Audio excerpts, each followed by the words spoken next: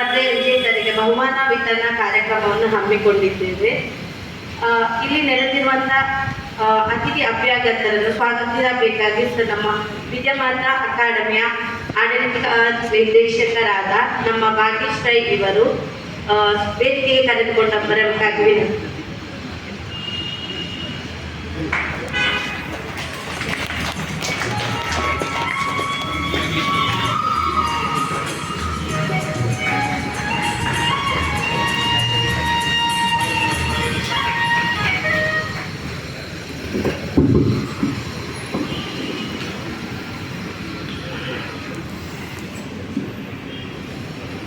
Hello,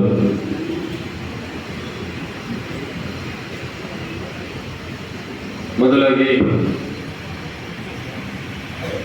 ನಮಗೆ ಒಂದಷ್ಟು ವಿದ್ಯಾರ್ಥಿಗಳಿಗೆ ಶಿಕ್ಷಣದ ಜೊತೆಗೆ ಉದ್ಯೋಗದ ಕೌಶಲ್ಯವನ್ನು ನೀಡಲಿಕ್ಕೆ ಕಾರಣಕರ್ತರು ಆದಂತಹ ನಮ್ಮ ಆರಾಧ್ಯ ಮೂರ್ತಿ ವಾಗ್ದೇವಿ ಸ್ವರೂಪಿಣಿ ಮಹಾಸರಸ್ವತಿಯ ಪಾದ ಕಮಲಗಳಿಗೆ ವಂದಿಸುತ್ತಾ, ಹತ್ತೂರ ಒಡೆಯ ನಮ್ಮೆಲ್ಲರ ಆರಾಧ್ಯ ಮೂರ್ತಿ ಶ್ರೀ ಪುತ್ತೂರು ಮಹಾಲಿಂಗೇಶ್ವರ ದೇವರ ಚರಣ ಕಮಲಗಳಿಗೆ ವಂದಿಸುತ್ತಾ, ರಾಜ್ಯ ಮಟ್ಟದ ಸ್ಪರ್ಧಾತ್ಮಕ ಪರೀಕ್ಷೆಗಳ ಸಾಮಾನ್ಯ ಜ್ಞಾನ ಪರೀಕ್ಷಾ ಸ್ಪರ್ಧೆಯ ಬಹುಮಾನ ವಿತರಣಾ ಕಾರ್ಯಕ್ರಮದಲ್ಲಿ ನಾವಿದ್ದೇವೆ. ಕಾರ್ಯಕ್ರಮ ಅತ್ಯಂತ ಚೊಕ್ಕವಾಗಿ ಮತ್ತು ಚಿಕ್ಕದಾಗಿ ನಡೆಸಬೇಕು ಅನ್ನುವಂತಹ ಇರಾದೆಯೊಂದಿಗೆ, ತುಂಬ ಉದ್ದ ತಗೊಂಡು ಹೋಗಬಾರ್ದು ಕಾರ್ಯಕ್ರಮ ಅನ್ನುವಂಥ ಇರಾದೆಯೊಂದಿಗೆ ಅತ್ಯಂತ ಸರಳವಾಗಿ ಕಾರ್ಯಕ್ರಮವನ್ನು ಮಾಡಬೇಕು. ಏನಿದ್ರೂ ಕೂಡ ಸ್ಪರ್ಧಾತ್ಮಕ ಪರೀಕ್ಷೆಗಳಿಗೆ ತಯಾರಿ ಮಾಡುವಂಥ ವಿದ್ಯಾರ್ಥಿಗಳಿಗೆ ನಮ್ಮ ಸಂಪನ್ಮೂಲಗಳು ವ್ಯಯ ಆಗಬೇಕು ಅನ್ನುವಂಥ ನಿಟ್ಟಿನಲ್ಲಿ ಚಿಕ್ಕದಾದ ಕಾರ್ಯಕ್ರಮವನ್ನು ಸರಳ ರೀತಿಯಲ್ಲಿ ನಾವು ಆಯೋಜನೆ ಮಾಡಿದ್ದೇವೆ. ಈ ಸಂದರ್ಭದಲ್ಲಿ ನಮ್ಮ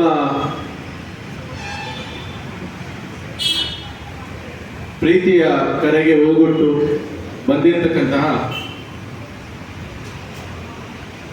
ಅಬಕಾರಿ ಪುತ್ತೂರು ವಿಭಾಗದ ಅಧೀಕ್ಷಕರು ಆದಂತಹ ಅಶೋಕ್ ಪೂಜಾರಿ ಅವರನ್ನ ನಾನು ಆತ್ಮೀಯವಾಗಿ ಎಲ್ಲರ ಪರವಾಗಿ ಸ್ವಾಗತ ಮಾಡ್ತಾ ಇದ್ದೇನೆ. ಅದೇ ರೀತಿಯಲ್ಲಿ ನಮ್ಮ ಈ ಭಾಗದಲ್ಲಿ ಆರೋಗ್ಯದ ಬಗ್ಗೆ ಒಂದಷ್ಟು ಕ್ರಾಂತಿಯನ್ನೇ ಮಾಡಿರ್ತಕ್ಕಂತಹ ಮತ್ತು ಈ ಭಾಗದಲ್ಲಿ ಆರೋಗ್ಯದ ಬಗ್ಗೆ ಒಂದು ದೊಡ್ಡ ಜಾಗೃತಿಯನ್ನೇ ಸರ್ಕಾರಿ ಮಟ್ಟದಲ್ಲಿ ಮಾಡ್ತಾ ಇರುವಂತಹ ಆತ್ಮೀಯ ಸಹೋದರರು, ಈ ತಾಲೂಕು ನಮ್ಮ ಪುತ್ತೂರು ತಾಲೂಕಿನ ವೈದ್ಯಾಧಿಕಾರಿಗಳು ಆಗಿರ್ತಕ್ಕಂತಹ ಡಾಕ್ಟರ್ ದೀಪಕ್ ರೈ ಅವರನ್ನ ನಾನು ಆತ್ಮೀಯವಾಗಿ ಸ್ವಾಗತ ಮಾಡ್ತೇನೆ. ಈ ಕಾರ್ಯಕ್ರಮ ಇದು ಎರಡನೇ ಕಾರ್ಯಕ್ರಮ ನಮ್ದು ಸಾಮಾನ್ಯ ಜ್ಞಾನ ಪರೀಕ್ಷಾ ಸ್ಪರ್ಧೆ. ಪ್ರಥಮ ಬಾರಿಗೆ ನಾವು 2 ವರ್ಷ ಮುಂಚೆ ಮಾಡಿದ್ವಿ.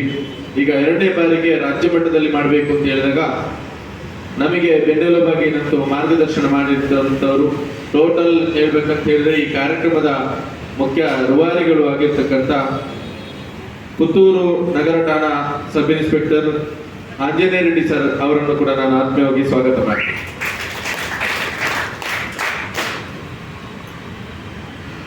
ಅದೇ ರೀತಿಯಲ್ಲಿ ಈಗ ತಾನೇ ಬಂದಿರತಕ್ಕಂಥ ಹಿರಿಯರು, ಇತಿಹಾಸ ಉಪನ್ಯಾಸಕರು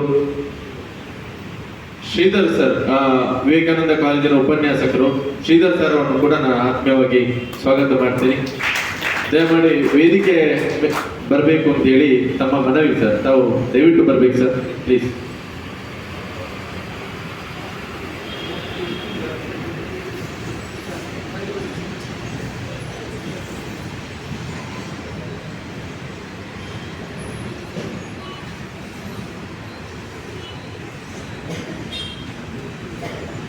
ಅದೇ ರೀತಿಯಲ್ಲಿ ಈ ಪರೀಕ್ಷಾ ಸ್ಪರ್ಧೆಯ ವಿಜೇತರು ಬಂದಿದ್ದೀರಿ, ತಮ್ಮನ್ನು ಕೂಡ ನಾನು ಆತ್ಮೀಯವಾಗಿ ಸ್ವಾಗತ ಮಾಡ್ತೇನೆ.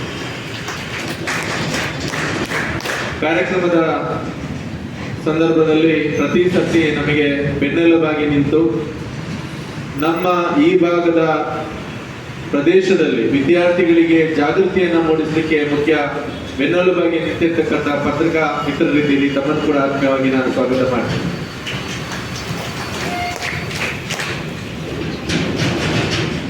ಅದೇ ರೀತಿಯಲ್ಲಿ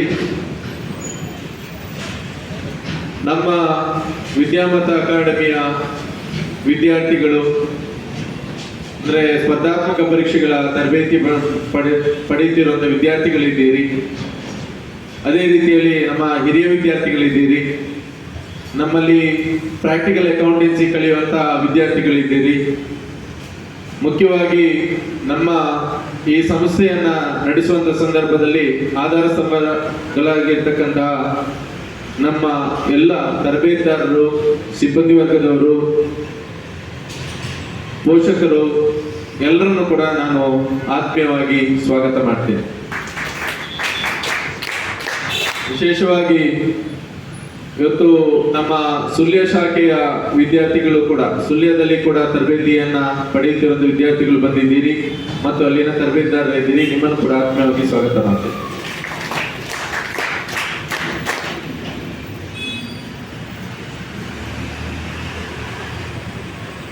ಯಾವುದೇ ಒಂದು ಶಿಕ್ಷಣ ವ್ಯವಸ್ಥೆಯ ಪುಟಗಳನ್ನು ತೆರೆದು ನೋಡಿದ್ರೆ ಬಹುಶಃ ದೇಶದಲ್ಲೇ ರಾಜ್ಯದಲ್ಲಿ ದೊಡ್ಡ ಹೆಜ್ಜೆಯ ಗುರುತನ್ನ ಗುರುತಿಸಿ ಇಟ್ಟಂತಹ ಒಂದು ದೊಡ್ಡ ಪ್ರದೇಶ ಏನಾದ್ರೂ ಇದ್ರೆ ಅದು ಕರಾವಳಿ ಭಾಗದ ದಕ್ಷಿಣ ಕನ್ನಡ ಮತ್ತು ಉಡುಪಿ. ಆದ್ರೆ ದೇಶದ ರಾಜ್ಯದ ಈ ಪ್ರಜಾಪ್ರಭುತ್ವ ವ್ಯವಸ್ಥೆಯ ಆಡಳಿತ ವ್ಯವಸ್ಥೆಯ ಒಂದು ಭಾಗವಾಗಿ ಇರಬೇಕಾಗಿದ್ದಂತಹ ಒಂದು ಸ್ಪರ್ಧಾತ್ಮಕ ಪರೀಕ್ಷೆಗಳ ತಯಾರಿ ಏನಿದೆ ಅದರಲ್ಲಿ ನಾವು ಅಷ್ಟೇ ಹಿಂದೆ ಇದ್ದೀವಿ ಅನ್ನುವಂಥ ಒಂದು ದುರಂತ ವಿಷಯ ಕೂಡ ಈ ಭಾಗದಲ್ಲಿದೆ. ನಾನು ಹುಟ್ಟಿದಾಗಿನಿಂದ ಅಥವಾ ಇಲ್ಲಿನ ಶಿಕ್ಷಣ ವ್ಯವಸ್ಥೆ ನೋಡಿದಾಗಿನಿಂದ ಮುಂಚೆಯೇ ಕೂಡ ಬಹುಶಃ ಸಂಪೂರ್ಣವಾಗಿ ಸ್ಪರ್ಧಾತ್ಮಕ ಪರೀಕ್ಷೆಗಳ ತಯಾರಿ ಮಾಡಲಿಕ್ಕೆ ಇರುವಂತಹ ಒಂದು ಅಕಾಡೆಮಿಯನ್ನ, ಒಂದು ಸಂಸ್ಥೆಯನ್ನ ಮಾಡಲಿಕ್ಕೆ ಯಾರು ಧೈರ್ಯ ಮಾಡಿರಲಿಲ್ಲ. ಇದನ್ನ ನಾನು ಗಮನಿಸಿಕೊಂಡೇ ಇದ್ದೇನೆ. ಸರ್ ಹೇಳಿದ್ರು ಬಾಗಲಕೋಟೆ ಜಿಲ್ಲೆ ಸರ್ ಅವರದ್ದು, ಆ ಭಾಗದಲ್ಲಿ ಇರ್ಬೋದು, ನಮ್ಮ ಉತ್ತರ ಕರ್ನಾಟಕ ಭಾಗದಲ್ಲಿ ಮುಖ್ಯವಾಗಿ ಅಥವಾ ಸ್ವಲ್ಪ ಹಳೆ ಮೈಸೂರು ಭಾಗದಲ್ಲಿ ಸ್ಪರ್ಧಾತ್ಮಕ ಪರೀಕ್ಷೆಗಳಿಗೆ ತಯಾರಿಯನ್ನ ಅತ್ಯಂತ ಶ್ರದ್ಧೆಯಿಂದ ಮಾಡ್ತಾರೆ. ಅದರ ಫಲವಾಗಿ ಅವರು ಉನ್ನತ ಹುದ್ದೆಗಳಿಗೆ ಏರ್ತಾ ಇದ್ದಾರೆ. ಉತ್ತಮ ಶಿಕ್ಷಣ ವ್ಯವಸ್ಥೆ ಇದ್ರೂ ಕೂಡ ಒಳ್ಳೆಯ ಪ್ರಕೃತಿಯ ಒಂದು ವರದಾನಗಳು ಇದ್ರೂ ಕೂಡ ನಾವೆಲ್ಲೋ ಒಂದು ಕಡೆ ಸ್ಪರ್ಧೆಗೆ ಒಡ್ಡಿಕೊಳ್ಳುವಂತ ನಾವು ಮನಸ್ಸು ಮಾಡ್ತಾ ಇಲ್ಲ ಅನ್ನುವಂಥದ್ದು ಈ ಭಾಗದಲ್ಲಿ ಈ ಜಾಗೃತಿಯನ್ನ ನಾವು ನಿರಂತರವಾಗಿ ಮಾಡ್ತಾ ಇದ್ದೇವೆ. ನಮ್ಮ ಸಂಸ್ಥೆಯನ್ನು ಫುಲ್ಲಿ ಕಮರ್ಷಿಯಲ್ ಆಗಿ ನಡೆಸ್ತಿರುವಂತ ಏನು ಸಮಸ್ಯೆ ಏನಲ್ಲ. ಆದರೂ ಹಲವಾರು ದಾನಿಗಳು, ನಮ್ಮ ವಿದ್ಯಾಮತ ಫೌಂಡೇಶನ್ ಟ್ರಸ್ಟ್ ಮತ್ತು ನಮ್ಮೆಲ್ಲರ ಸಹಯೋಗದಲ್ಲಿ ಈ ಸಂಸ್ಥೆಯನ್ನ ನಾವು ತಗೊಂಡು ಹೋಗ್ತಾ ಇದ್ವಿ. ಒಂದೇ ಪ್ಲಾಟ್ಫಾರ್ಮ್ ಒಳಗಡೆ ಉದ್ಯೋಗ ಆಧಾರಿತವಾದಂತಹ ಒಂದು ಶಿಕ್ಷಣ ವ್ಯವಸ್ಥೆ ಬರಬೇಕು, ಪ್ರಾಕ್ಟಿಕಲ್ ಎಜುಕೇಶನ್ ಸಿಸ್ಟಮ್ ಬರಬೇಕು ಅನ್ನುವಂಥ ಒಂದು ಅಜೆಂಡಾ. ಪೂರ್ವ ಭಾರತದಲ್ಲಿ ಗುರುಕುಲ ಪದ್ಧತಿ ಇತ್ತು, ಪ್ರಕೃತಿಯೊಂದಿಗೆ ಬೆಳೆಯುವಂತ ಒಂದು ವ್ಯವಸ್ಥೆ ಇತ್ತು, ಅಂದ್ರೆ ಪ್ರಾಕ್ಟಿಕಲ್ ಎಜುಕೇಶನ್ ಸಿಸ್ಟಮ್. ನಂತರ ಜಾತಿಯ ವ್ಯವಸ್ಥೆ ಬರುವುದಕ್ಕೆ ಮುಂಚೆ ವರ್ಣ ಆಶ್ರಮ ಪದ್ಧತಿ ಇತ್ತು. ಅವರವರ ಅರ್ಹತೆಗೆ ಅನುಗುಣವಾಗಿ ಅವನ ವೃತ್ತಿಯನ್ನ ನಿರ್ಣಯ ಮಾಡುವಂಥದ್ದು, ಅವರವರ ಅರ್ಹತೆ ಅನುಸಾರವಾಗಿ ಸಾಮಾಜಿಕವಾದಂತಹ ಅವನಿಗೆ ಗೌರವವನ್ನ ಕೊಡುವಂತಹ ಒಂದು ವ್ಯವಸ್ಥೆ. ನಂತರ ಜಾತಿ ವ್ಯವಸ್ಥೆ ಬಂದು ಅದರಲ್ಲೆಲ್ಲ ಬದಲಾವಣೆ ಆಯಿತು. ಅಂದ್ರೆ ನಾವು ಗಮನಿಸಬೇಕಾದಂಥದ್ದು ಗುರುಕುಲ ವ್ಯವಸ್ಥೆ ಸಂಪೂರ್ಣವಾಗಿ ಸ್ಕಿಲ್ ಬೇಸ್ಡ್ ಇತ್ತು ಅಂತ ಹೇಳ್ಬೋದು. ಯಾಕೆಂತ ಹೇಳಿದ್ರೆ ಅವರ ವೃತ್ತಿಗೆ ಅನುಸಾರವಾಗಿ ಅವನ ಜೀವನವನ್ನ, ಅವನ ಸಾಮಾಜಿಕವಾದಂತಹ ಒಂದು ಗೌರವವನ್ನ ಕೊಡುವಂತಹ ವ್ಯವಸ್ಥೆ. ಬ್ರಿಟಿಷ್ ಪದ್ಧತಿ ಬಂದಾದ್ಮೇಲೆ ಪ್ರಾಕ್ಟಿಕಲ್ ಎಜುಕೇಶನ್ ಸಿಸ್ಟಮ್ ಅನ್ನು ಅವರು ತಗೊಂಡೋದ್ರು, ಅವರಿಗೆ ಬೇಡದ್ದನ್ನ ನಾವು ಇಟ್ಕೊಂಡ್ವಿ. ಆದ್ರೆ ಈಗಿನ ಸ್ಥಿತಿಯಲ್ಲಿ ಬದಲಾವಣೆ ಆಗುತ್ತಿರುವಂತಹ ಕಾಲಘಟ್ಟದಲ್ಲಿ ನಾವು ಉದ್ಯೋಗ ಆಧಾರಿತವಾದಂತಹ ಒಂದು ಶಿಕ್ಷಣ ವ್ಯವಸ್ಥೆಯನ್ನ ರೂಪಿಸಿಕೊಳ್ಬೇಕಾದಂತ ಒಂದು ಅನಿವಾರ್ಯತೆ ನಮಗಿದೆ ಅನ್ನುವಂಥದ್ದನ್ನ ನಾವು ಗಮನಿಸಬೇಕು. ಈ ನಿಟ್ಟಿನಲ್ಲಿ ಸ್ಪರ್ಧಾತ್ಮಕ ಪರೀಕ್ಷೆಗಳು ಕೂಡ ಅತ್ಯಂತ ಮುಖ್ಯವಾಗುತ್ತದೆ. ಅದಕ್ಕೆ ಒಂದಷ್ಟು ಸ್ಯಾಕ್ರಿಫೈಸ್ ಬೇಕಾಗ್ತದೆ, ಕಠಿಣವಾದಂತಹ ಶ್ರದ್ಧೆ ಪರಿಶ್ರಮಗಳು ಬೇಕಾಗ್ತದೆ. ಈ ನಿಟ್ಟಿನಲ್ಲಿ ನಾವು ಜಾಗೃತಿಯನ್ನ ಹಮ್ಮಿಕೊಳ್ತಾ ಇದ್ದಂಥದ್ದು ಎರಡೂವರೆ ವರ್ಷಗಳ ನಂತರ ಫಲವನ್ನ ಕೊಡ್ತಾ ಇದೆ.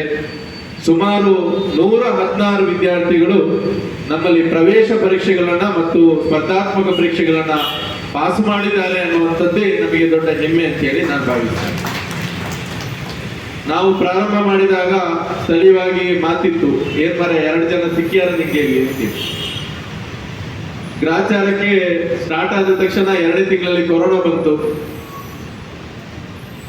ನಾನು ಕೂಡ ಬೆಂಗಳೂರಿನಲ್ಲಿ ಉದ್ಯಮವನ್ನ ಬಿಟ್ಟು ಇದಕ್ಕೆ ಫೋಕಸ್ ಮಾಡುವಂತ ಒಂದು ವ್ಯವಸ್ಥೆಗೆ ಅಣಿಯಾಗ್ತಾ ಇದ್ದೆ. ಪತ್ನಿಗೆ ಇದ್ದಂತಹ ಕೇರಳ ಸರ್ಕಾರಿ ಶಿಕ್ಷಕಿ ಹುದ್ದೆಯನ್ನ ಬಿಟ್ಟು ಅವ್ರು ಕೂಡ ಇಲ್ಲಿ ತೊಡಗಿಸಿಕೊಳ್ಳುವಂತ ನಾವು ಧೈರ್ಯವನ್ನ ಮಾಡಿದ್ವಿ. ಅದೇ ಕೊರೋನಾ ಬಂತು, ನಾವು ಹೆದರ್ಲಿಲ್ಲ.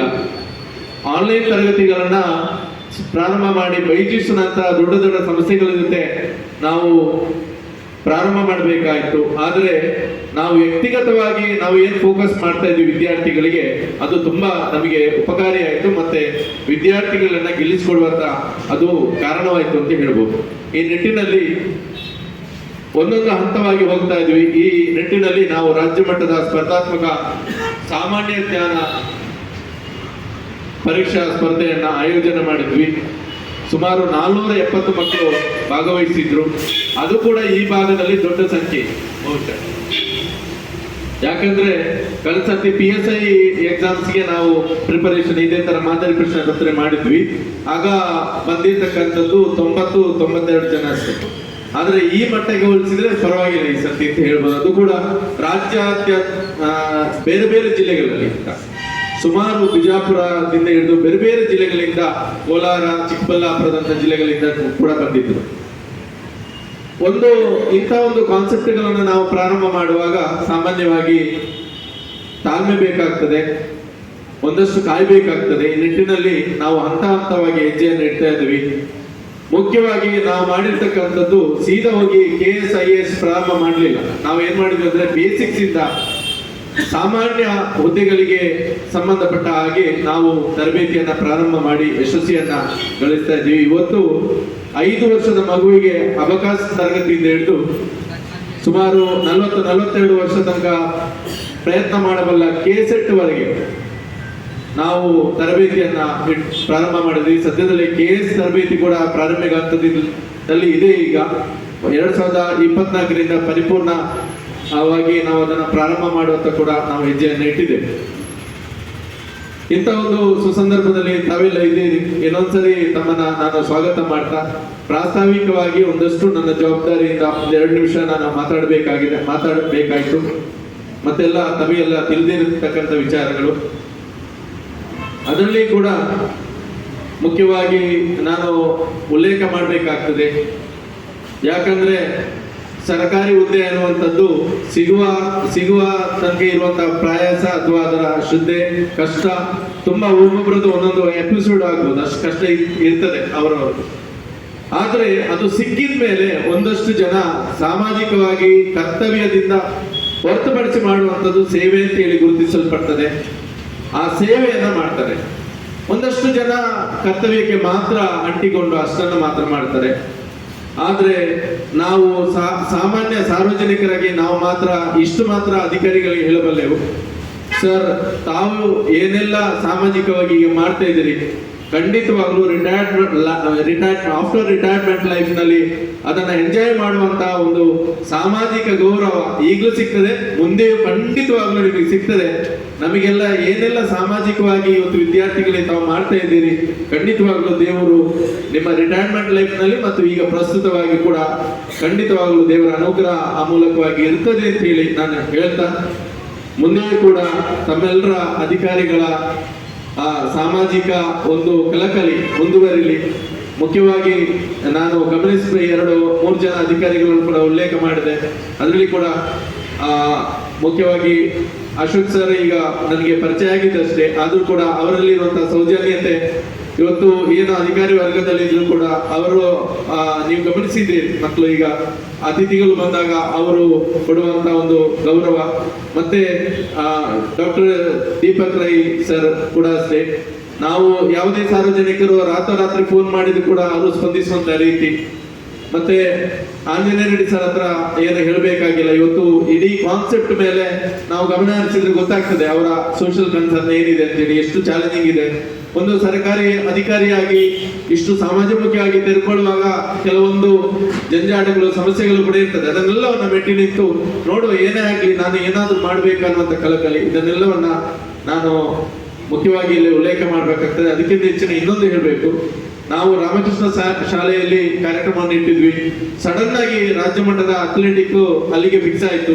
ನಮಗೆ ಕೇವಲ 2 ದಿನ ಗ್ಯಾಪ್ ನಲ್ಲಿ ವಿವೇಕಾನಂದ ಕಾಲೇಜು ಆಡಳಿತ ಮಂಡಳಿ ಮತ್ತೆ ಪ್ರಿನ್ಸಿಪಲ್ ಮತ್ತೆ ಎಲ್ಲ ಅವರ ಶಿಕ್ಷಕ ವೃಂದ ನಾವಿದ್ದೇವೆ, ನೀವೇನು ಹೆದರಬೇಡಿ ಅನ್ನುವಂತ ಆಶ್ವಾಸನೆಯನ್ನು ಕೊಟ್ಟು ಅತ್ಯಂತ ಸಿಸ್ಟಮ್ಯಾಟಿಕ್ ಆಗಿ ಒಂದು ಕಾಂಪಿಟೇಟಿವ್ ಎಕ್ಸಾಮ್ಸ್ ಯಾವ ರೇಂಜಿಗೆ ಆಗ್ತದೆ, ಯಾವುದೇ ರೀತಿಯಾದ ಗೊಂದಲಗಳಿಲ್ಲದೆ ಆ ಮಟ್ಟಕ್ಕೆ ಆಗುತ್ತಾ ಅವರು ನಮಗೆ ಸಪೋರ್ಟ್ ಮಾಡಿದ್ರು. ಅದನ್ನ ನಾನು ಮತ್ತೊಂದ್ಸರಿ ಉಲ್ಲೇಖ ಮಾಡ್ತಾ ನನ್ನ ಮಾತನ್ನ ಮುಗಿಸ್ತೀನಿ. ಜೈ ಹಿಂದ್, ಜೈ ಕರ್ನಾಟಕ.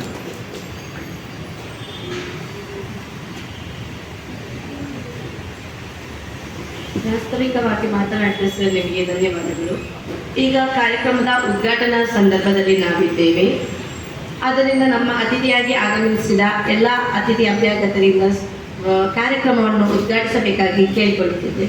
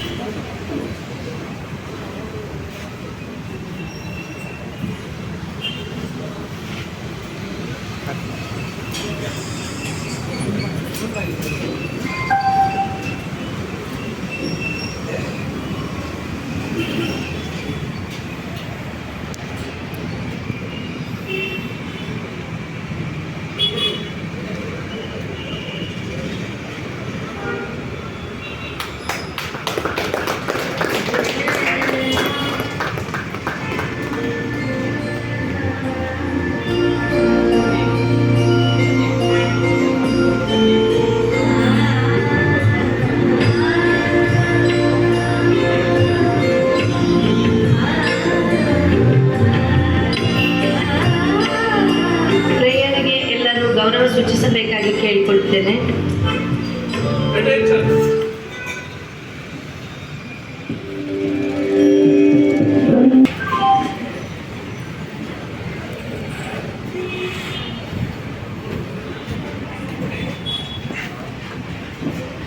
ಉದ್ಘಾಟಕರಾಗಿ ಆಗಮಿಸಿದ ನಮ್ಮ ಅಶೋಕ್ ಪೂಜಾರಿ ಸರ್ ಇವರಿಂದ ತಮ್ಮ ಸವಿ ನುಡಿಗಳನ್ನಾಗಿ ಮಾತನಾಡಬೇಕಾಗಿ ಕೇಳಿಕೊಳ್ಳುತ್ತಿದ್ದೇನೆ.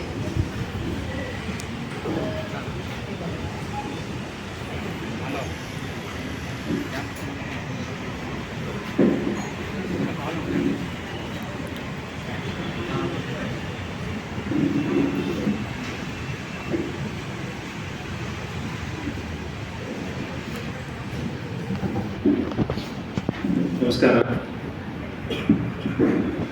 ನನ್ನ ಹೆಸರು ಅಶೋಕ್ ಪೂಜಾರಿ. ನಾನು ಫಾರ್ಮಾಲಿಟಿ ಜಾಸ್ತಿ ಹೋಗಲ್ಲ. I don't want to waste your time.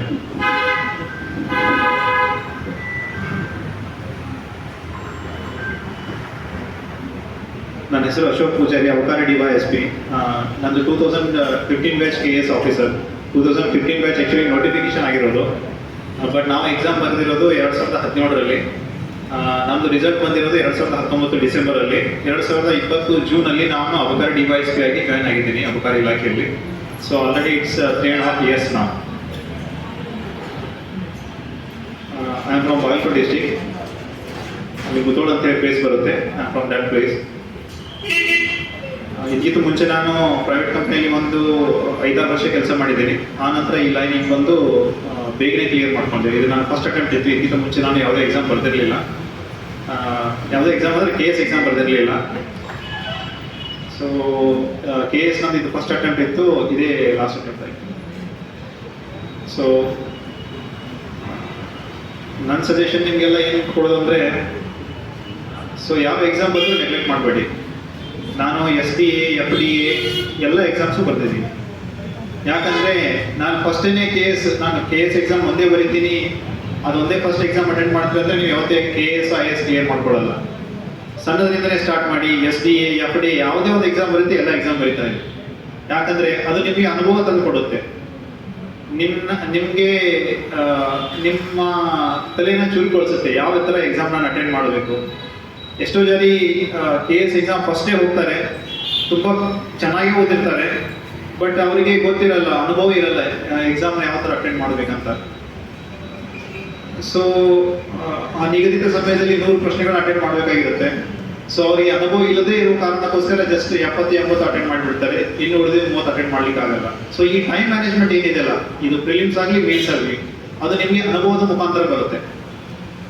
ಅನುಭವ ಬೇಕಂದ್ರೆ ಯಾವುದೇ ಎಕ್ಸಾಮ್ ಇರಲಿ ಸೀರಿಯಸ್ ಆಗಿ ಪ್ರಿಪೇರ್ ಮಾಡಿ, ಫುಲ್ ಎಫರ್ಟ್ ಹಾಕಿ, ಆನಂತರ ಟೆಸ್ಟ್ ಸೀರೀಸ್ ಎಲ್ಲ ಬಿಡಿಸಿ. ಈ ಕೋಚಿಂಗ್ ಇನ್ಸ್ಟಿಟ್ಯೂಟಲ್ಲಿ ಈಗಾಗಲೇ ನೀವು ಟೆಸ್ಟ್ ಸೀರೀಸ್ ಕಂಡಕ್ಟ್ ಮಾಡ್ತಿರ್ಬೋದು. ಟೆಸ್ಟ್ ಸೀರೀಸ್ ಎಲ್ಲ ತುಂಬಾನೇ ಬಿಡಿಸಿ, ಪ್ರಿಲಿಮ್ಸ್ ಆಗಲಿ ಮೇನ್ಸ್ ಆಗಲಿ ಅಥವಾ ಆಬ್ಜೆಕ್ಟಿವ್ ಟೈಪ್ ಎಕ್ಸಾಮ್ಸ್ ಇತ್ತಂದರೆ ಜಾಸ್ತಿ ಟೆಸ್ಟ್ ಸೀರೀಸ್ ಅನ್ನು ಬಿಡಿಸಿ. ಅದು ಬಿಡಿಸೋದ್ರಿಂದ ನಿಮ್ಗೆ ಗೊತ್ತಾಗುತ್ತೆ ಯಾವ ಥರ ಟೈಮ್ ಮ್ಯಾನೇಜ್ ಮಾಡ್ಬೇಕಂತ. ಸೊ ಪ್ರಿಲಿಮ್ಸ್ ಕ್ಲಿಯರ್ ಆಯಿತು. ಮೇನ್ಸ್ಗೆ ನನ್ನ ಹತ್ರ ಜಾಸ್ತಿ ಟೈಮ್ ಇದ್ದಿರಲಿಲ್ಲ. ನಾನು ಆ್ಯಕ್ಚುಲಿ ಕಾಂಪಿಟೇಟಿವ್ ಎಕ್ಸಾಮ್ಸ್ ಲೈನಲ್ಲಿ ತುಂಬ ವರ್ಷದಿಂದ ಇದ್ದಿರಲಿಲ್ಲ. ನಾನು ಆಲ್ಮೋಸ್ಟ್ ನಮ್ದು ಆ್ಯಕ್ಚುಲಿ ನನ್ನ ಸ್ಕೂಲಿಂಗ್ ಸ್ವಲ್ಪ ಚೆನ್ನಾಗಿತ್ತು, ಅಂದರೆ ಬೇಸಿಕ್ಸ್ ಎಲ್ಲ ತುಂಬ ಚೆನ್ನಾಗಿತ್ತು ನಮ್ಮದು. ನಾನು actually Navodaya school. From 9th onwards ನನಗೆ ಇಂಗ್ಲೀಷ್ ಮೀಡಿಯಮ್ಮು, CBSE ಅವಾಗಲೇ ನಾವು ಮಾಡಿರೋದು. ಸೊ ನನಗೆ ಬೇಸಿಕ್ಸ್ ಚೆನ್ನಾಗಿತ್ತು. ಹೀಗಾಗಿ ಪ್ರಿಲಿಮ್ಸು ನಾನು ಕ್ವಶನ್ ಪೇಪರ್ ಜಾಸ್ತಿ ಅಟೆಂಡ್ ಮಾಡಿದ್ದಕ್ಕೆ, ಕ್ವಶನ್ಸನ್ನು ಯಾವ ಥರ ಅಪ್ರೋಚ್ ಮಾಡಿದ್ದಕ್ಕೆ ನನಗೊಂದು ಗ್ರಿಪ್ ಸಿಕ್ಕಿತ್ತು. ಅದ್ರ ಮೇಲೆ ಕ್ಲಿಯರ್ ಮಾಡಿದೆ. ಆಲ್ಮೋಸ್ಟು ನಮ್ಮ ಕ್ಯಾಟಗರಿಯಲ್ಲಿ ಎಷ್ಟು ಕಟ್ ಆಫ್ ಮಾರ್ಕ್ಸ್ ಇತ್ತಲ್ಲ ಅಷ್ಟೇ ನನಗೆ ಮಾರ್ಕ್ಸ್ ಬಂದಿತ್ತು.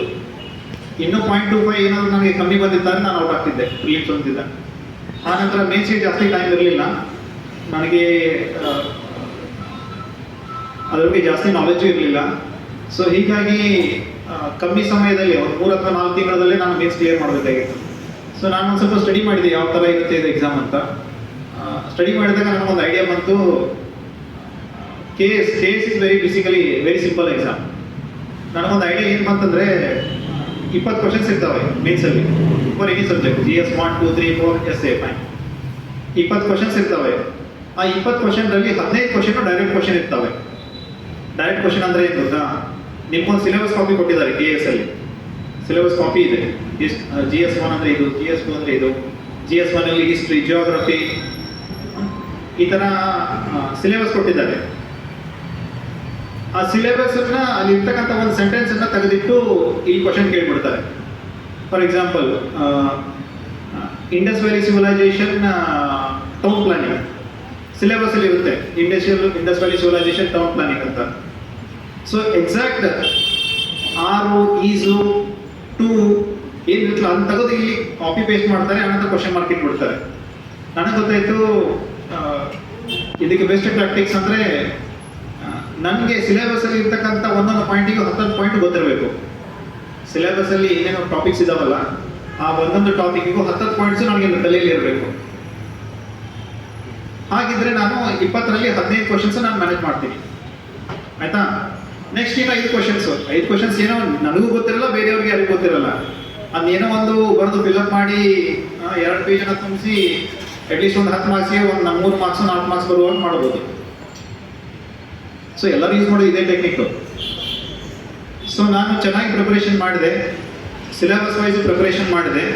ಆನಂತರ ನನ್ನ ರೈಟಿಂಗ್ ತುಂಬ ಸ್ಲೋ ಇದೆ. ಫಾಸ್ಟ್ ರೈಟಿಂಗ್ ಇದ್ರೆ ತುಂಬ ಒಳ್ಳೇದು, ಯೂಸ್ ಆಗುತ್ತೆ, ಇಲ್ಲನಲ್ಲ. ನನ್ನ ರೈಟಿಂಗ್ ತುಂಬ ಸ್ಲೋ ಇತ್ತು. ಸೊ ನಾನು ಹೇಗೆ ಮ್ಯಾನೇಜ್ ಮಾಡೋದು ಅಂತ ಟೆಸ್ಟ್ ಸೀರೀಸ್ ಬಿಡಿಸಿದೆ. ಟೆಸ್ಟ್ ಸೀರೀಸ್ ಬಿಡಿಸ್ಬೇಕಾದ್ರೆ ಫಸ್ಟ್ 1-2 ಟೆಸ್ಟ್ ಸೀರೀಸಲ್ಲಿ ನಾನು ಅರ್ಧನ ಕಂಪ್ಲೀಟ್ ಮಾಡ್ಲಿಕ್ಕೆ ಆಗಲಿಲ್ಲ. ಆನಂತರ ನನಗೆ ಗೊತ್ತಾಯಿತು, ಏನೇ ಆದರೂ ಕೂಡ 1 ಗಂಟೆಯಲ್ಲಿ 7 ಕ್ವಶನ್ಸ್ ನಾನು ಬಿಡಿಸ್ಬೇಕು. 3 ಗಂಟೆ ಇರುತ್ತೆ, 20 ಕ್ವಶನ್ಸ್ ಇರುತ್ತೆ. 1 ಗಂಟೆಯಲ್ಲಿ 7 ಕ್ವಶನ್ಸ್ ನಾನು ಬಿಡಿಸ್ಬೇಕು. ಆ ಥರ ಪ್ಲ್ಯಾನ್ ಮಾಡ್ಕೊಂಡೆ. ಆಲ್ಮೋಸ್ಟ್ ಒಂದು 78 ಮಿನಿಟ್ಸ್ ಬರುತ್ತೆ ಒಂದೊಂದು ಕ್ವಶನ್ ನಾವು ಆನ್ಸರ್ ಮಾಡಲಿಕ್ಕೆ. ಸೊ ಅದೇ ಥರ ಟಾರ್ಗೆಟ್ ಇಟ್ಕೊಂಡು ನಾನು ಎಲ್ಲ ಕ್ವಶನ್ಸು ಅಟೆಂಡ್ ಮಾಡಿಬಿಟ್ಟೆ. ಲಕ್ಕಿಲಿ ನನಗೆ ಒಳ್ಳೆ ಸ್ಕೋರ್ ಬಂತು. ಎಸ್ಸೆ ಕೂಡ ತುಂಬ ಚೆನ್ನಾಗಿ ಪ್ರಿಪರೇಷನ್ ಮಾಡಿದ್ದೆ ನಾನು. ಎಸ್ಸೆ ಆ ವರ್ಷದಲ್ಲಿ ಏನು ಕರೆಂಟ್ ಅಫೇರ್ಸ್ ಇರುತ್ತಲ್ಲ, ಒಂದು 4-5 ಟಾಪಿಕ್ ಇರುತ್ತೆ. ಆ 4 ಟಾಪಿಕ್ ಮೇಲೆನೇ ಕೇಳೋದು. ಅಂದ್ರೆ ಚೆನ್ನಾಗಿ ಪ್ರಿಪರೇಷನ್ ಮಾಡಿಬಿಟ್ರೆ ನೀವು ಚೆನ್ನಾಗಿ ಎಕ್ಸಾಮ್ ಬರೆದ್ರೆ fine, you will get good marks. ನನಗೆ ಪ್ರಿಲಿಮ್ಸ್ 1 2 3 ಸಾರಿ ಪ್ಲಸ್ಸು ನನ್ನ ಜೊತೆ ಪ್ರಿಪರೇಷನ್ ಮಾಡೋರು ಒಬ್ಬರು ಕಲೀಗ್ ಹತ್ರ ನನಗೆ ರೂರಲ್ ಡೆವಲಪ್ಮೆಂಟ್ ಅವಾಗ ಒಂದು ಆಪ್ಷನಲ್ ಇತ್ತು, ಅದ್ರ ನೋಟ್ ಸಿಕ್ತು. ರೆಡಿಮೇಡ್ ನೋಟ್ ಸಿಕ್ಕಿದ್ದಕ್ಕೆ ತುಂಬ ಯೂಸ್ ಆಯ್ತು ನನಗೆ. It was readymade material. ನನಗೆ ಏನಿಲ್ಲ, ತಲೆಯಲ್ಲಿ ಇಟ್ಕೊಳ್ಳೋದು ಬರೆಯೋದು ಇಷ್ಟೇ ಮಾಡಿರೋದು ನಾನು. ಪ್ಲಸ್ ಟೈಮ್ ಮ್ಯಾನೇಜ್ಮೆಂಟ್ ಮಾಡಿದೆ. ಸ್ವಲ್ಪ ಆನ್ಸರನ್ನು ಡೆಕೋರೇಷನ್ ಮಾಡೋದು, ಡಯಾಗ್ರಾಮ್ ಹಾಕೋದು, ಡಾಟಾ ಆ್ಯಡ್ ಮಾಡೋದು, ಕರೆಕ್ಟಾಗಿ ಡೈಲೆಕ್ಟಲ್ಲಿ ಬರೆಯೋದು, ಇದೆಲ್ಲ ಇಂಪ್ರೂವ್ಮೆಂಟ್ ಮಾಡ್ಕೊಂಡೆ. ನನಗೆ I got very good marks in mains examination. ಆ ನಂತರ ಮೋರ್ ಓವರ್ ಇಂಟರ್ವ್ಯೂ ಏನಿರುತ್ತಲ್ಲ, it's all about your personality. ನಾನು ವರ್ಕ್ ಮಾಡಿರ್ತಕ್ಕಂಥ ಯಾವ್ಯಾವ ಕಂಪ್ನಿಯಲ್ಲಿ ವರ್ಕ್ ಮಾಡಿದ್ದಲ್ಲ ಅದ್ರ ಬಗ್ಗೆ ನಾನು ಸ್ವಲ್ಪ ಬೇಸಿಕ್ಸ್ ಎಲ್ಲ ರೆಡಿ ಆದೆ. ನೀವು ಫಾರ್ ಎಕ್ಸಾಂಪಲ್ ನಾನು ಅಗ್ರಿ ಪೆಸ್ಟಿಸೈಡ್ಸ್ ಕಂಪ್ನಿಯಲ್ಲಿ ವರ್ಕ್ ಮಾಡಿದ್ದೀನಿ. ಸೊ ನಾರ್ಮಲಿ ನನಗೆ ಗೊತ್ತಿತ್ತು ಇಲ್ಲಿ ಕೇರಳದಲ್ಲಿ ಏನೋ ಸ್ವಲ್ಪ ಒಂದು ಇಶ್ಯೂ ಆಗಿತ್ತಲ್ಲ, ಅದ್ರ ಮೇಲೆ ಕ್ವಶನ್ಸ್ ಬಂದೇ ಬರುತ್ತೆ ಅಂತ ಗೊತ್ತಿತ್ತು. ಸೊ ನಮ್ಮ ನೇಟಿವ್ ಪ್ಲೇಸು, ನಮ್ಮ ಎಜುಕೇಷನಲ್ ಬ್ಯಾಕ್ಗ್ರೌಂಡು, ನಮ್ಮ ವರ್ಕ್ ಎಕ್ಸ್ಪೀರಿಯನ್ಸು, ಅದ್ರ ಮೇಲೆ ನಾರ್ಮಲಿ ಇಂಟರ್ವ್ಯೂ ಕ್ವಶನ್ಸ್ ಬರೋದು. ಇಂಟರ್ವ್ಯೂ ಕ್ವಶನ್ಸ್ ಬಂದಿರ್ತಕ್ಕಂಥ ಒಂದು 85% ನಾನು ತುಂಬ ಚೆನ್ನಾಗಿ ಆನ್ಸರ್ ಮಾಡಿದೆ. Even the board members very happy. So ಹೀಗಾಗಿ I got good marks in interview also. So ಹೀಗಾಗಿ finally I was in to the list. So ಈ ಪ್ರಿಪರೇಷನ್ ಮಾಡಬೇಕಾದ್ರೆ ಈಗ ಗೊತ್ತಾ ಕೆಲವೊಂದು ಬೇಸಿಕ್ಸ್ ಇದ್ದಾವೆ. ಎಲ್ಲರ ಅಪ್ರೋಚ್ ಬೇರೆ ಬೇರೆನೇ ಇರುತ್ತೆ. But what basics I followed I will tell you. ಈಗ ಗೊತ್ತಾ ಪ್ರಿಪರೇಷನ್ ಮಾಡಬೇಕಾದ್ರೆ ಅದೊಂಥರ ಸಮುದ್ರ. Especially if you go to UPSC or KPSC, ನೀವು ಎಷ್ಟು ಹೋದ್ರೂ ಸಾಲಲ್ಲ. ಓಕೆ, ಸೊ ನೀವು ಒಂದು ಕಡೆ ಸ್ಟಾರ್ಟ್ ಮಾಡ್ತೀರಾ, ನಿಮಗೆ ಡೆಸ್ಟಿನೇಷನ್ ಕ್ಲಾರಿಟಿ ಇರಲಿಲ್ಲ ಅಂದರೆ ನೀವು ಏನು ಮಾಡ್ತೀರಾ, ಈ ಕಡೆ ಎಲ್ಲ ತಿರುಗಾಡ್ತೀರಾ, ಹೀಗೆ ಹೋಗ್ತೀರಾ, ಈಗ ರೊಟೇಟ್ ಆಗ್ತೀರಾ, but you are not going towards the destination. So destination ನಿಮಗೆ ಕ್ಲಾರಿಟಿ ಇರಬೇಕು, ಡೈರೆಕ್ಷನ್ ಬೇಕಂದರೆ test series, question papers, answer writing practice ಮಾಡಬೇಕು. ಅರ್ಥ ಆಯ್ತಾ? ಈಗ ನೋಡಿ, ಹಿಸ್ಟ್ರಿದಲ್ಲಿ ಒಂದು ಯಾವುದೋ ಚಾಪ್ಟರ್ ಇರುತ್ತೆ. For example Indus valley civilisation, ಅದ್ರ ಬಗ್ಗೆ ಚಾಪ್ಟರ್ ಇದೆ. ಸೊ ಅದನ್ನು ಓದಿಬಿಟ್ಟು immediately next day or the next hour you have to solve the questions related to ಆ ಚಾಪ್ಟರ್.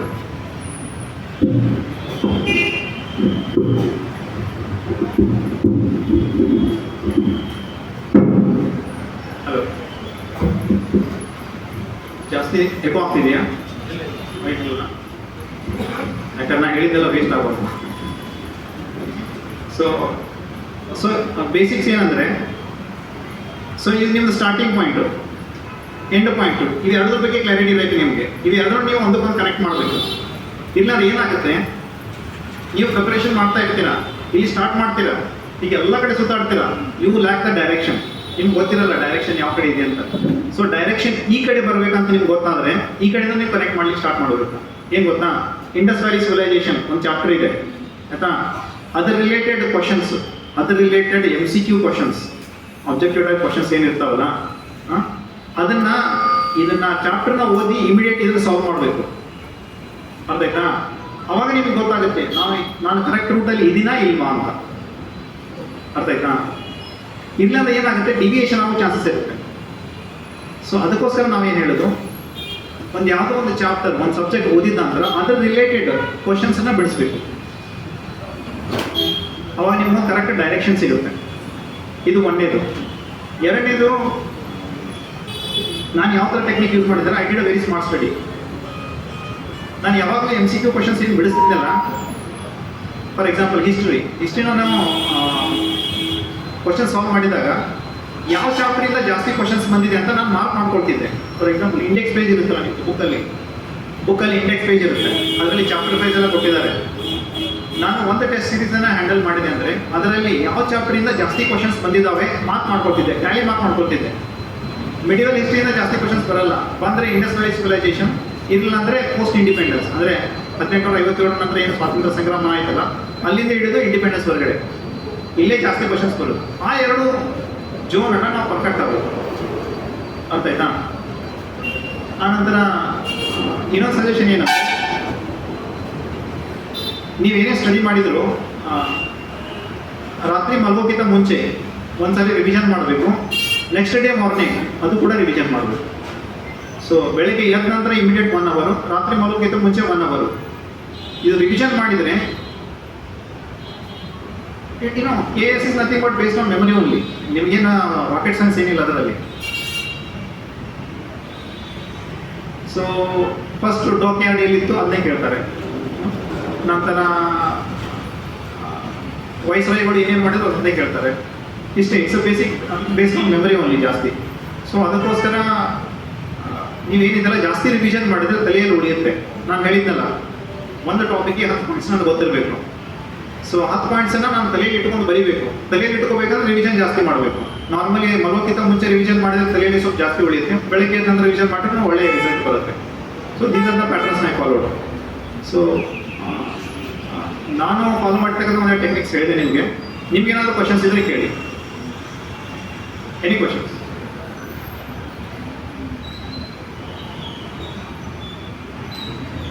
ಬೇಡ ಸರ್, ಬಿಟ್ಟರೆ ಸಾಕಂತೀರ. ಏನಾದರೂ ಕ್ವಶನ್ಸ್ ಇದ್ರೆ ಕೇಳಿ, ಹೆಂಗಿಲ್ಲ ಆನ್ಸರ್. ಹಾಂ, ಈಗ ಕಾಲ್ಫಾರ್ಮ್ ಮಾಡ್ತಿದ್ದಾರೆ KS. In the news actually. ಜಾಸ್ತಿ ಪೋಸ್ಟ್ ಇದ್ದಾವೆ, ಒಳ್ಳೆ ಆಪ್ಷನ್ ಇದೆ. ಸ್ವಲ್ಪ ಸ್ಮಾರ್ಟ್ ಸ್ಟಡಿ ಬೇಕಷ್ಟೇ. ಯಾಕಂದರೆ ಸುಮ್ಮನೆ ಡೀಪ್ ಹೋಗೋದ್ರಲ್ಲಿ ಯೂಸ್ ಇಲ್ಲ.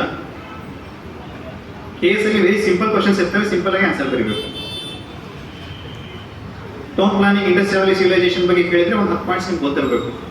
ಆ ಇಂಡಿವಿಜುವಲ್ ಡೀಟೇಲ್ಸ್ ಎಲ್ಲ ಮಾಡೋದು ಬೇಕಾಗಿಲ್ಲ. 10 ಪಾಯಿಂಟ್ಸ್ ಗೊತ್ತಿದ್ರೆ ಸಾಕು. That's enough. ಒಳ್ಳೆ ಇಂಟ್ರೊಡಕ್ಷನ್, ಒಳ್ಳೆ ಕನ್ಕ್ಲೂಷನ್, ಮುಗಿದೋಯ್ತು. ಓಕೆ, ಇಷ್ಟು ಹೇಳಿ ನಾನು ಒಂದೆರಡು ಮಾತು ಮುಗಿಸ್ತೀನಿ. Thank you.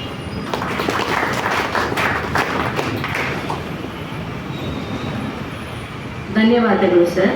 ಉದ್ಘಾಟಕರಾಗಿ ಆಗಮಿಸಿದ ನಮ್ಮ ಡಾಕ್ಟರ್ ದೀಪಕ್ ರೈ ಸರ್ ಅವರಿಂದ ಕೂಡ ಕೆಲವೊಂದು ಸವಿನುಡಿಗಳನ್ನು ಕೇಳಬೇಕಾಗಿದೆ.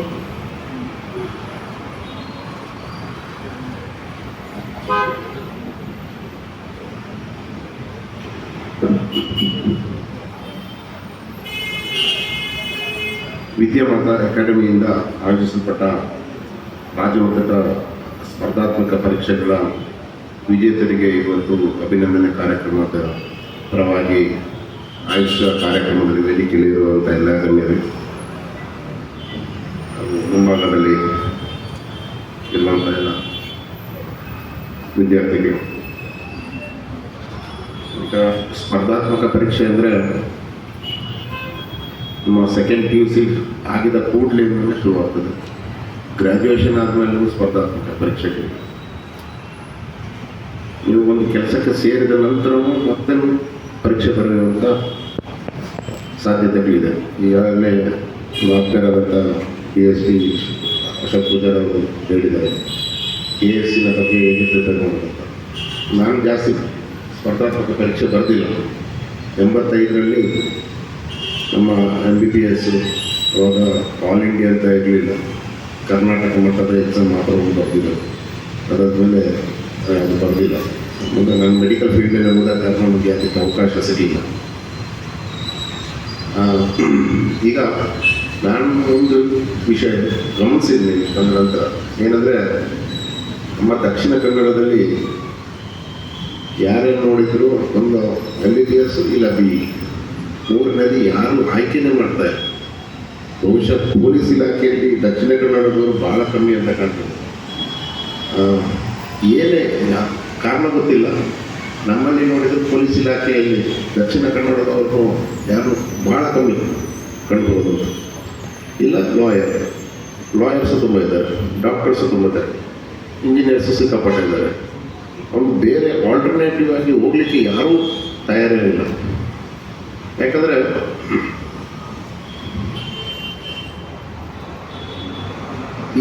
ಈ ಸ್ಪರ್ಧಾತ್ಮಕ ಪರೀಕ್ಷೆಗಳಲ್ಲಿ ಒಂದು ಏನಂದರೆ, ನಿಮಗೆ ಒಂದು ಉದ್ಯೋಗ ಖಚಿತ, ಸರ್ಕಾರಿ ಹುದ್ದೆ. ನಾನು ಅದ್ರ ಬಗ್ಗೆ ಹೋಗೋದಿಲ್ಲ, ಯಾಕಂದರೆ ಎಲ್ಲ ಸಾಧಾರಣ ನಿಮಗೆ ಗೊತ್ತಿದೆ ಯಾವುದೆಲ್ಲ ಹುದ್ದೆಗಳಿದೆ, ಯಾವುದೆಲ್ಲ ಪರೀಕ್ಷೆಗಳಿದೆ ಅಂತ. ನನಗಿಂತ ಜಾಸ್ತಿ ನಿಮಗೆ ಗೊತ್ತಿರ್ಬೋದು. ಆದರೆ ಒಂದು ಸರ್ಕಾರಿ ಸೇವೆಗೆ ಸೇರಬೇಕಂದ್ರೆ ನಾವು ಈ ಕಾಂಪಿಟೇಟಿವ್ ಎಕ್ಸಾಮ್ ಬರೀಬೇಕು.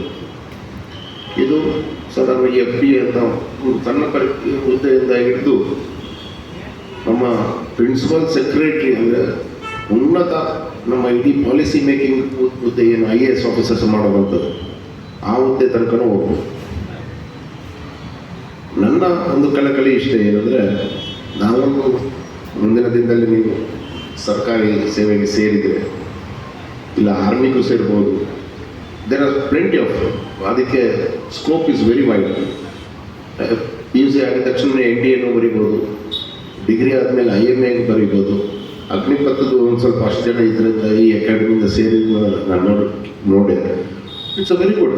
ಯಾಕಂದರೆ ಅಲ್ಟಿಮೇಟ್ ಏಮ್ ನಮ್ಮದು ಏನಿರಬೇಕು ಅಂದರೆ ಇಟ್ ಈಸ್ ನೇಷನ್ ಬಿಲ್ಡಿಂಗ್. ನಮ್ಮ ದೇಶದ ಪರವಾಗಿ ನಮ್ಮ ಸಮಾಜದ ಬಗ್ಗೆ ನಾವು ಒಂದು ಚಿಂತನೆ ಮಾಡಿ ಅದನ್ನು ಏಳಿಗೆಗೆ ನಾವು ಪ್ರಯತ್ನ ಪಡಬೇಕು. ಒಂದು ಹೇಗೆ ಮಾಡ್ಬೋದು, ಯಾಕಂದರೆ ನಾನು ಗೌರ್ಮೆಂಟ್ ಸರ್ವಿಸಲ್ಲಿ ತುಂಬ ವರ್ಷ ಆಯಿತು.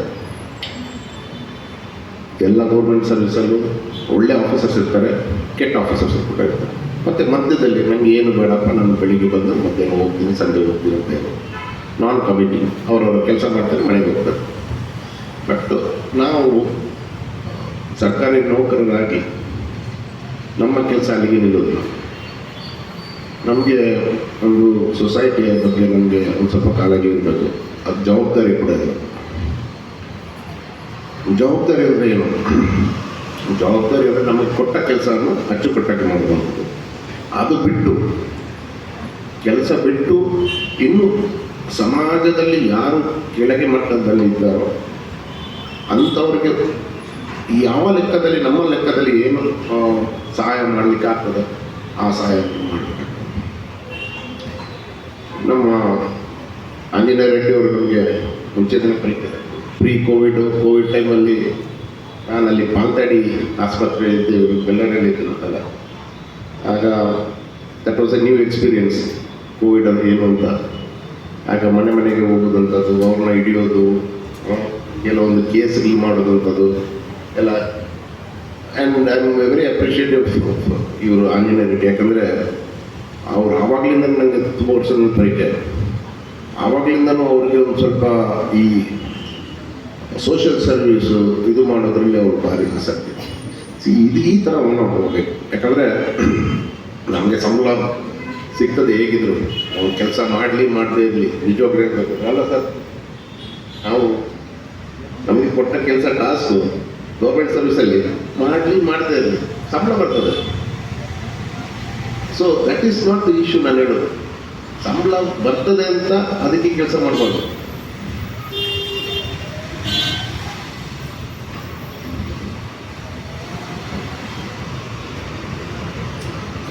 ನಾವು ಕೆಲಸ ಯಾಕೆ ಮಾಡಬೇಕು ಅಂದರೆ for the betterment of our community, for our society and the nation as a whole. ಸಂಬಳ ಮತ್ತು ನಾವು ಹಣ ಸಂಪಾದನೆ ಮಾಡೋದು ಎಷ್ಟೋ ವಿಧಾನಗಳಿದೆ. ಆ್ಯಂಡ್ ಅದೇ ಥರ ಆದಷ್ಟು ನಾವು ಒಂದು ಕರಪ್ಷನ್ ಫ್ರೀ ಅಡ್ಮಿನಿಸ್ಟ್ರೇಷನ್ ನಾವು ಕೊಟ್ಟರೆ ಅದಕ್ಕಿಂತ ದೊಡ್ಡ ಬಹುಮಾನ ನಾವು ಸಮಾಜಕ್ಕೆ ಏನು ಕೊಡಲಿಕ್ಕೆ. ಆ ಒಂದು ಕರಪ್ಷನ್ನ ನಾವು ನಮ್ಮ ಹಂತದಲ್ಲಿ ನಾವು ನಿಲ್ಲಿಸಿದರೆ ನಾವು ಐ ಥಿಂಕ್ ನಾವು ಸಕ್ಸಸ್ಫುಲ್ ಅಂತ ನಾನು ಎಣಿಸ್ತೀನಿ. ಹಾಗಾಗಿ ನಾನು ಗೆದ್ದ ಎಲ್ಲ ಬಹುಮಾನ ವಿಜೇತರಿಗೆ ನಾನೆಲ್ಲ ಅಭಿನಂದನೆಯನ್ನು ಕೊಡ್ತಾ ಇದ್ದೀನಿ. ಮತ್ತು ಮುಂದಿನ ದಿನದಲ್ಲಿ ಯಾರೇ ನೀವು ಈ ಕಾಂಪಿಟೇಟಿವ್ ಎಕ್ಸಾಮ್ ಬರೆದು ಉನ್ನತ ಹುದ್ದೆಗೆ ಹೋಗ್ತೀರಂತ ಭಾವಿಸ್ತೀನಿ.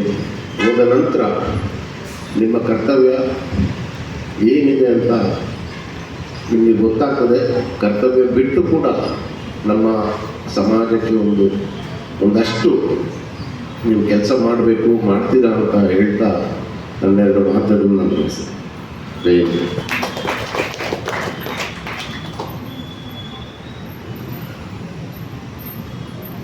ಧನ್ಯವಾದಗಳು ಸರ್.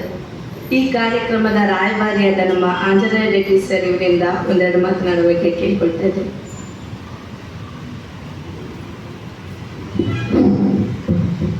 ಎಲ್ಲರಿಗೂ ನಮಸ್ಕಾರ. ಈ ಒಂದು ಕಾರ್ಯಕ್ರಮದ ವೇದಿಕೆಯಲ್ಲಿರುವಂತಹ ಆದರಣೀಯ ಗಣ್ಯತೆ ಗಣ್ಯರೇ, ಭವ್ಯ ಭಾರತದ ಭವಿಷ್ಯವನ್ನು ಬರೆಯಲಿರುವಂತಹ ಎಲ್ಲ ನನ್ನ ವಿದ್ಯಾರ್ಥಿ ಮಿತ್ರರೇ,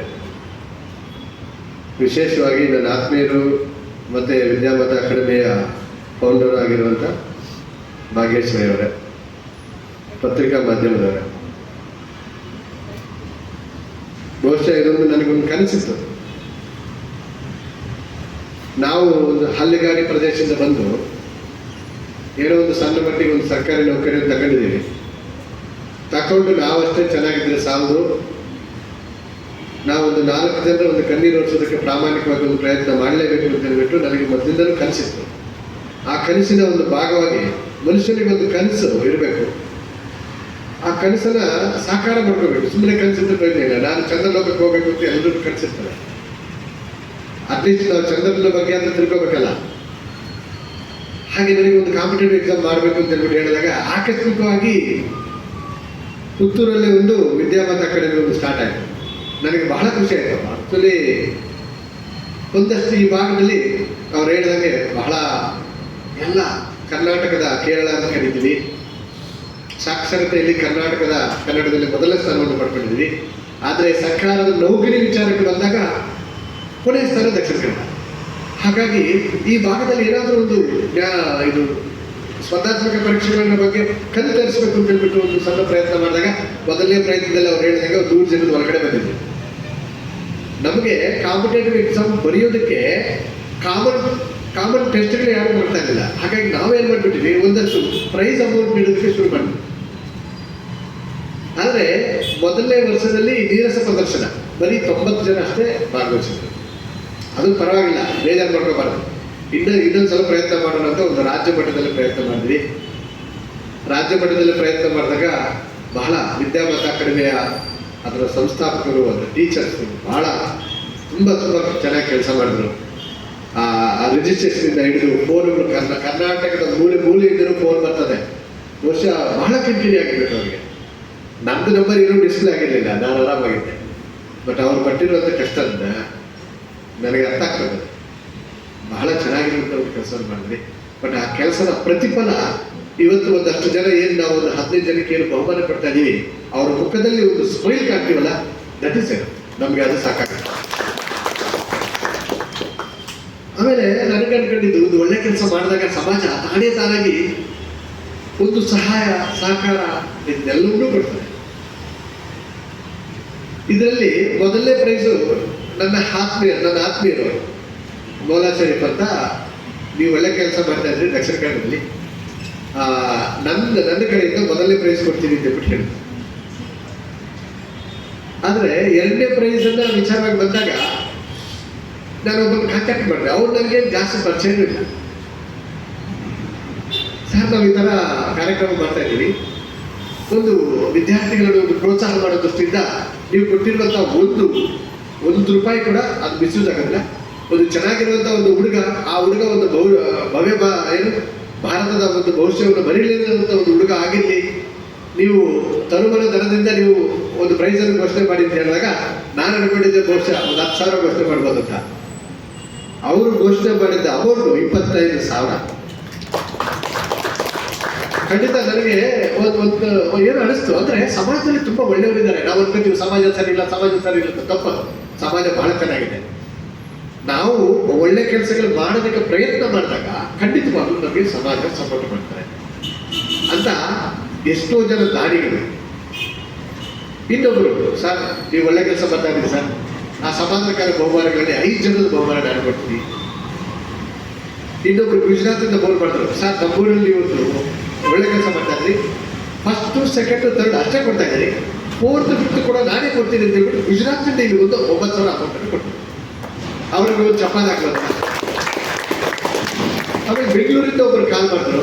ಬೆಂಗಳೂರಿಂದ ಕಾಲ್ ಮಾಡಿ, ಸರ್ ದಕ್ಷಿಣ ಕನ್ನಡದಲ್ಲಿ ಈ ಥರದ ವ್ಯವಸ್ಥೆಗಳು ಯಾವತ್ತೂ ನೋಡಿರಲಿಲ್ಲ ನಾವು, ನಾನು 12,500 ರೂಪಾಯಿ ನಾನು 3rd ಪ್ರೈಸ್ ಕೊಡ್ತೀನಿ ಅಂತ ಹೇಳ್ಬಿಟ್ಟು.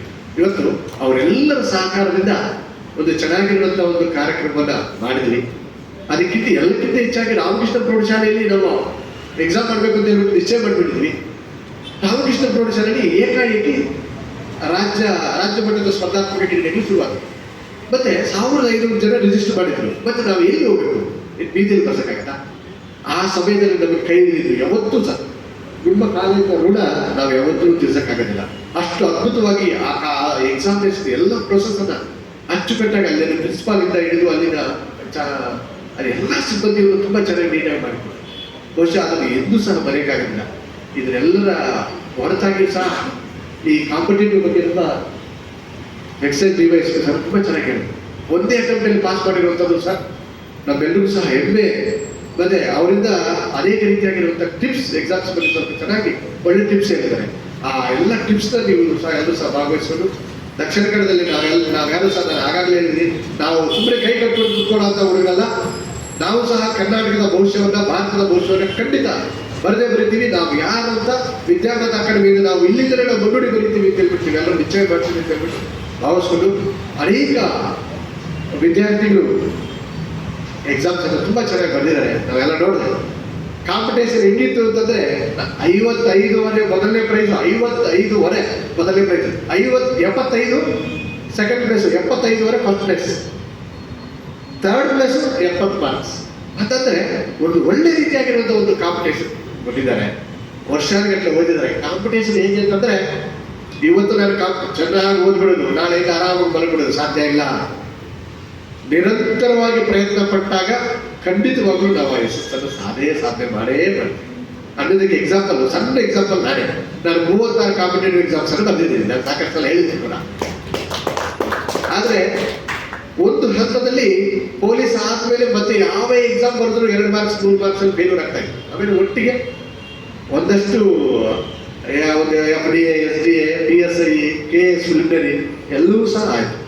ನಾವೀಗ ಸ್ವಲ್ಪ ತಾಳಿದವರು ಬಾಲಿಯಾರು ಸ್ವಲ್ಪ ತಡ್ಕೋಬೇಕು. ವಿದ್ಯಾಪಥ ಅಕಾಡೆಮಿಲಿ ಒಂದು 2 ತಿಂಗಳು 3 ತಿಂಗಳು ಕೋಚಿಂಗ್ ಪಡ್ಕೊಂಡು ನಾನು ಪೊಲೀಸ್ ಆಗಲಿಲ್ಲ, ಸಬ್ ಇನ್ಸ್ಪೆಕ್ಟರ್ ಆಗಲಿಲ್ಲ ಅಂತ ಹೇಳ್ಬಿಟ್ಟು ನೀವು ಎದ್ದುಕೊಂಡು ಓಡೋದ್ರೆ ಖಂಡಿತವಾಗ್ಲೂ ಸಾಧ್ಯ ಆಗೋದಿಲ್ಲ. ಪ್ರಾಮಾಣಿಕವಾದ ರೀತಿಯಲ್ಲಿ ನೀವು ಪ್ರಯತ್ನ ಪಡಿ, ಚೆನ್ನಾಗಿ ಓದಿ, ಕಷ್ಟಪಡಿ. ಒಳ್ಳೆ ಟಿಪ್ಸ್ ಅಲ್ಲಿ ಹೇಳಿದ್ದಾರೆ. ರಾತ್ರಿ ಬೆಳ್ಕೊಳ್ಬೇಕಾದ ಸಂದರ್ಭದಲ್ಲಿ ನೀವು ಎಕ್ಸಾಮಿನೇಷನ್ ಪಾಯಿಂಟ್ ಆಫ್ ವ್ಯೂ ಒಂದ್ಸಲ ನಿಂತ್ಕೊಂಡು ಬಲ್ಕೊಳ್ಳೋದು. ಬೆಳಗ್ಗೆ ಇದ್ದ ತಕ್ಷಣ ಅದೇ ಪಾಯಿಂಟ್ಸ್ ಎಲ್ಲ ಓದಿದಾಗ ಏನು ಓದ್ತಿರಲ್ಲ ನೀವು, ಆ ಓದೋದಕ್ಕೆ ತುಂಬ ಖುಷಿಯಾಗಿ ಓದಿ. ಅಪ್ಪ ಇದು ಮುಗಿಸ್ಬೇಕಲ್ಲಪ್ಪ, ಈ ಸಂವಿಧಾನದ ಏನು ಆರ್ಟಿಕಲ್ಸ್ ಏನಿದು, ಈ ಹಿಸ್ಟ್ರಿ ಏನಿದು, ಈ ರಾಜ, ಈ ಬಡತನ, ಇದೆಲ್ಲ ಏನಪ್ಪ ಅಂತ ಹೇಳ್ಬಿಟ್ಟು ಬೇಜಾರು. ಇದು ನನ್ನ ಪಾಲಿಗೆ ಬಂದಿರುವಂಥ ಪಂಚಾಮೃತ. ನಾನು ಇದನ್ನು ಚೆನ್ನಾಗಿ ಓದಬೇಕು ಅಂತ ತುಂಬ ಪ್ರೀತಿಯಿಂದ ಓದಿದಾಗ ಮಾತ್ರ ನೀವೇನಾದರೂ ಸಾಧನೆ ಮಾಡೋಕ್ಕೆ ಸಾಧ್ಯ ಆಗುತ್ತೆ. ಕಾಟಾಚಾರಕ್ಕೆ ಓದಿದ್ರೆ ಯಾವುದೇ ಕಾರಣಕ್ಕೂ ಸಾಧ್ಯ. ಅದರೊಟ್ಟಿಗೆ ನಾವು ಒಂದಷ್ಟು ಕೀರ್ತಿ ಚಿಕ್ಕದಾದ್ರೂ ಮೂರ್ತಿ ದೊಡ್ಡದು ಅಂತ ಎಷ್ಟೋ ಜನ ವಿದ್ಯಾರ್ಥಿಗಳು, ಇಲ್ಲೊಂದು ವಿದ್ಯಾರ್ಥಿ ಇದ್ದಾರೆ ರಾಜ್ಯ ಮಟ್ಟಕ್ಕೆ ಕಬಡ್ಡಿ ಒಂದು ಟೂರ್ನಮೆಂಟ್ಗೆ ಆಗಿ ಆಗಿದೆ. ಅಮ್ಮ ಅಪ್ಪ ರಾಷ್ಟ್ರ ಮಟ್ಟಕ್ಕೆ ಕಬಡ್ಡಿ ಅಂದ್ರೆ ಎಲ್ಲರೂ ಸಹ ಸ್ಪರ್ಧಾತ್ಮಕ ಪರೀಕ್ಷೆಗಳನ್ನು ಬರೆದು ಎಲ್ಲರೂ IAS ಆಫೀಸರ್ಸು, KS ಡಾಕ್ಟರ್ಸ್ ಆಗಬೇಕು ಅಂತ ಹೇಳ್ಬಿಟ್ಟು ಹೇಳಿ ನಮ್ಮಲ್ಲಿರುವಂಥ ಒಂದು ಪ್ರತಿಭೆ, ಅದಕ್ಕೆ ಒಂದು ಅವಕಾಶ ಸಿಕ್ಕಿದಾಗ ಆ ಪ್ರತಿಭೆಯಿಂದ ಬೆಳೆಸಿಕೊಂಡು ನಾವು ಒಂದು ದೇಶದ ಒಂದು ಉತ್ತಮ ಪೌರರಾಗಿ ಆಗುವಂಥದ್ದು ನಮ್ಮೆಲ್ಲರ ಕರ್ತವ್ಯ.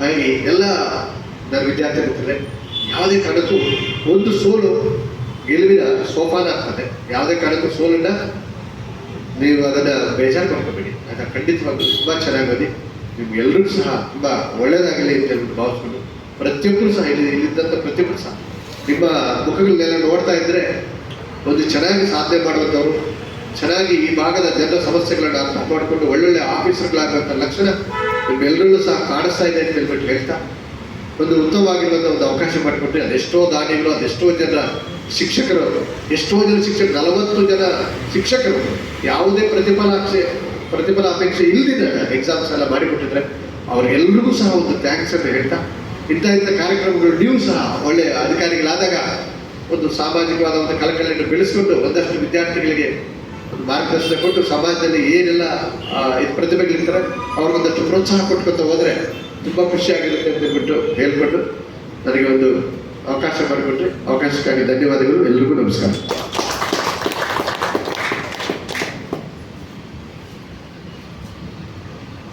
ಧನ್ಯವಾದಗಳು ಸರ್. ಈಗ ನಮ್ಮ ಶ್ರೀಧರ್ ಸರ್, ವಿವೇಕಾನಂದ ಪದವಿ ಪೂರ್ವ ಕಾಲೇಜು ಕನ್ನಡ ಅಧ್ಯಾಪಕರಾದ ನಮ್ಮ ಸರ್ ಇವರಿಂದ ಒಂದೆರಡು ಮಾತುಗಳನ್ನು ಆಡಬೇಕು ಕೇಳ್ಕೊಳ್ತಾ ಇದ್ದೀನಿ.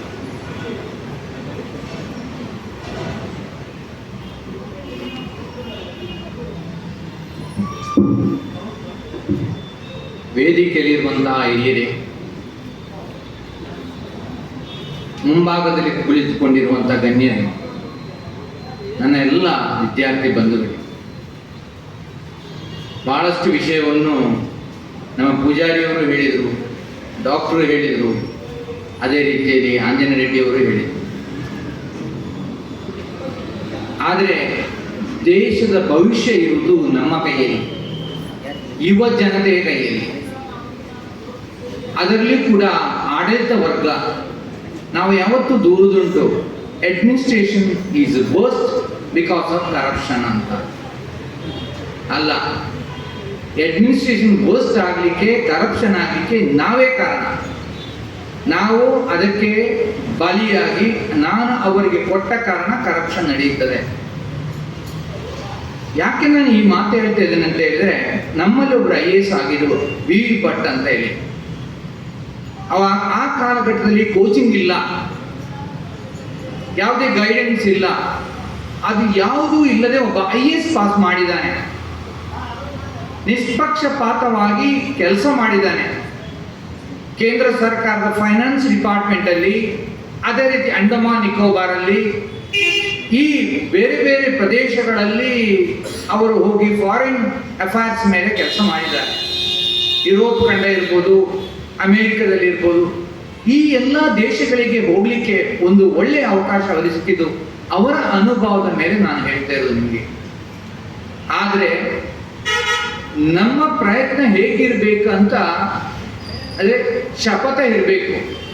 ನಮ್ಮದು ಕನಸು ಇರ್ಬೋದು, ಕನಸಿನ ಹಿಂದೆ ಗುರಿ ಇರಬೇಕು. ನಮ್ಮದು ಕನಸು ಇಲ್ಲದೆ ಗುರಿಯನ್ನು ತಲುಪಲಿಕ್ಕೆ ಸಾಧ್ಯ ಇಲ್ಲ. ನಾನೊಬ್ಬ IAS ಆಫೀಸರ್ ಆಗಬೇಕು, ನಾನೊಬ್ಬ KS ಆಫೀಸರ್ ಆಗಬೇಕು, ನಾವು ಒಳ್ಳೆಯ ಟೀಚರ್ ಆಗಬೇಕು ಅಂತ ನಮ್ಮ ಮನಸ್ಸಲ್ಲಿ ಇದ್ದರೆ ತಾನೇ ಅದು ಆಗಲಿಕ್ಕೆ ಸಾಧ್ಯ. ನಮ್ಮ ದಕ್ಷಿಣ ಕನ್ನಡದ ಮೆಂಟಾಲಿಟಿ ಏನಂತ ಹೇಳಿದರೆ, ವಿ ಆರ್ ವೆರಿ ಸೌಂಡ್. ನಮಗೆ ಬಾಕಿದವರಿಗೆ ಇದೊಂದು ಗಲ್ಫ್ ಕಂಟ್ರಿ ಇದ್ದಾಗೆ ದಕ್ಷಿಣ ಕನ್ನಡ. ಯಾಕಂದ್ರೆ ನಮ್ಮ ತಂದೆ ತಾಯಿಗೆ ಏನು ತೊಂದರೆ ಇಲ್ಲ. ಈ ತಂದೆ ತಾಯಿ ತೊಂದರೆ ಇಲ್ಲದಾಗ ಮಗನಿಗೆ ಕೇಳಿದಷ್ಟು ದುಡ್ಡು ಕೊಡ್ತಾರೆ. ಇದು ನನ್ನ ಸಾಮಾಜಿಕ ಅಬ್ಸರ್ವೇಷನ್. ನಾನೊಬ್ಬ ಟೀಚರ್, ನಾನು ಡಿಗ್ರಿ ಕಾಲೇಜಲ್ಲಿ ಟೀಚ್ ಮಾಡುವ ಒಬ್ಬ ಟೀಚರ್. ನಾನು ಮಕ್ಕಳು ಎಷ್ಟು ಅದನ್ನು ದುರುಪಯೋಗ ಮಾಡ್ತಾರೆ ಅಂತ ಹೇಳ್ತಾ ಇರೋದು. ಅವರಿಗೆ ಅವಕಾಶಗಳು ಪ್ಲೆಂಟಿ. ಯಾಕಂದ್ರೆ ನಾನು ಕೇವಲ ದಕ್ಷಿಣ ಕನ್ನಡವನ್ನು ಮಾತ್ರ ಅಲ್ಲ, ರಾಜ್ಯದ ಬೆಂಗಳೂರನ್ನು ಅಥವಾ ರಾಜ್ಯದ ಇವತ್ತು ಹೇಳಿದ ಮುದ್ದೋಡ್, ಬಾಗಲಕೋಟ್, ಆ ಬಾಗಲಕೋಟ್ ಪ್ರದೇಶಕ್ಕೂ ಹೋಗಿದ್ದೇನೆ ಸರ್. ಅದೇ ರೀತಿಯಲ್ಲಿ ಶಾಂತಿನಿಕೇತನ ರವೀಂದ್ರನಾಥ್ ಠಾಗೂರ್ ಆ ಕೇಂದ್ರಕ್ಕೂ ಹೋಗಿದ್ದೇನೆ. ಡೆಲ್ಲಿಯಲ್ಲಿರುವಂತಹ JNUಗೂ ಹೋಗಿದ್ದೇನೆ. ಇದೆಲ್ಲ ನನಗೆ ಸಿಕ್ಕಿದ್ದು ಯಾವಾಗಂತ ಸಂಶೋಧನಾ ರಂಗದಲ್ಲಿ ಇರುವಂತಹ ಸಂದರ್ಭದಲ್ಲಿ. ಮತ್ತೆ ಪುತ್ತೂರು ಮತ್ತು ಕಾಸರಗೋಡಿನ ಎಲ್ಲ ಮನೆಗಳಿಗೆ ನಾನು ಭೇಟಿ ಇಟ್ಟಿದ್ದೇನೆ. ಅವರು ಹೇಳಿದ ಎಂಡೋಸಲ್ಫಾನ್ ಕೇವಲ ಕೇರಳದಲ್ಲಿ ಮಾತ್ರ ಅಲ್ಲ, ಕರ್ನಾಟಕದ ನೀವು ಕೊಕ್ಕಳ ಪ್ರದೇಶಕ್ಕೆ ಹೋಗಿ, ಅದೇ ರೀತಿಯಲ್ಲಿ ನಮ್ಮ ಬೌಂಡ್ರಿ ಏರಿಯಾದ ಪಾಣಾಜೆಗೆ ಹೋಗಿ, ಅಲ್ಲಿ ಎಷ್ಟು ಮಕ್ಕಳಿಗೆ ಕಣ್ಣುಗಳಿಲ್ಲ, ಎಷ್ಟು ಮಕ್ಕಳು ಅಂಗವಿಕಲರಾಗಿದ್ದಾರೆ.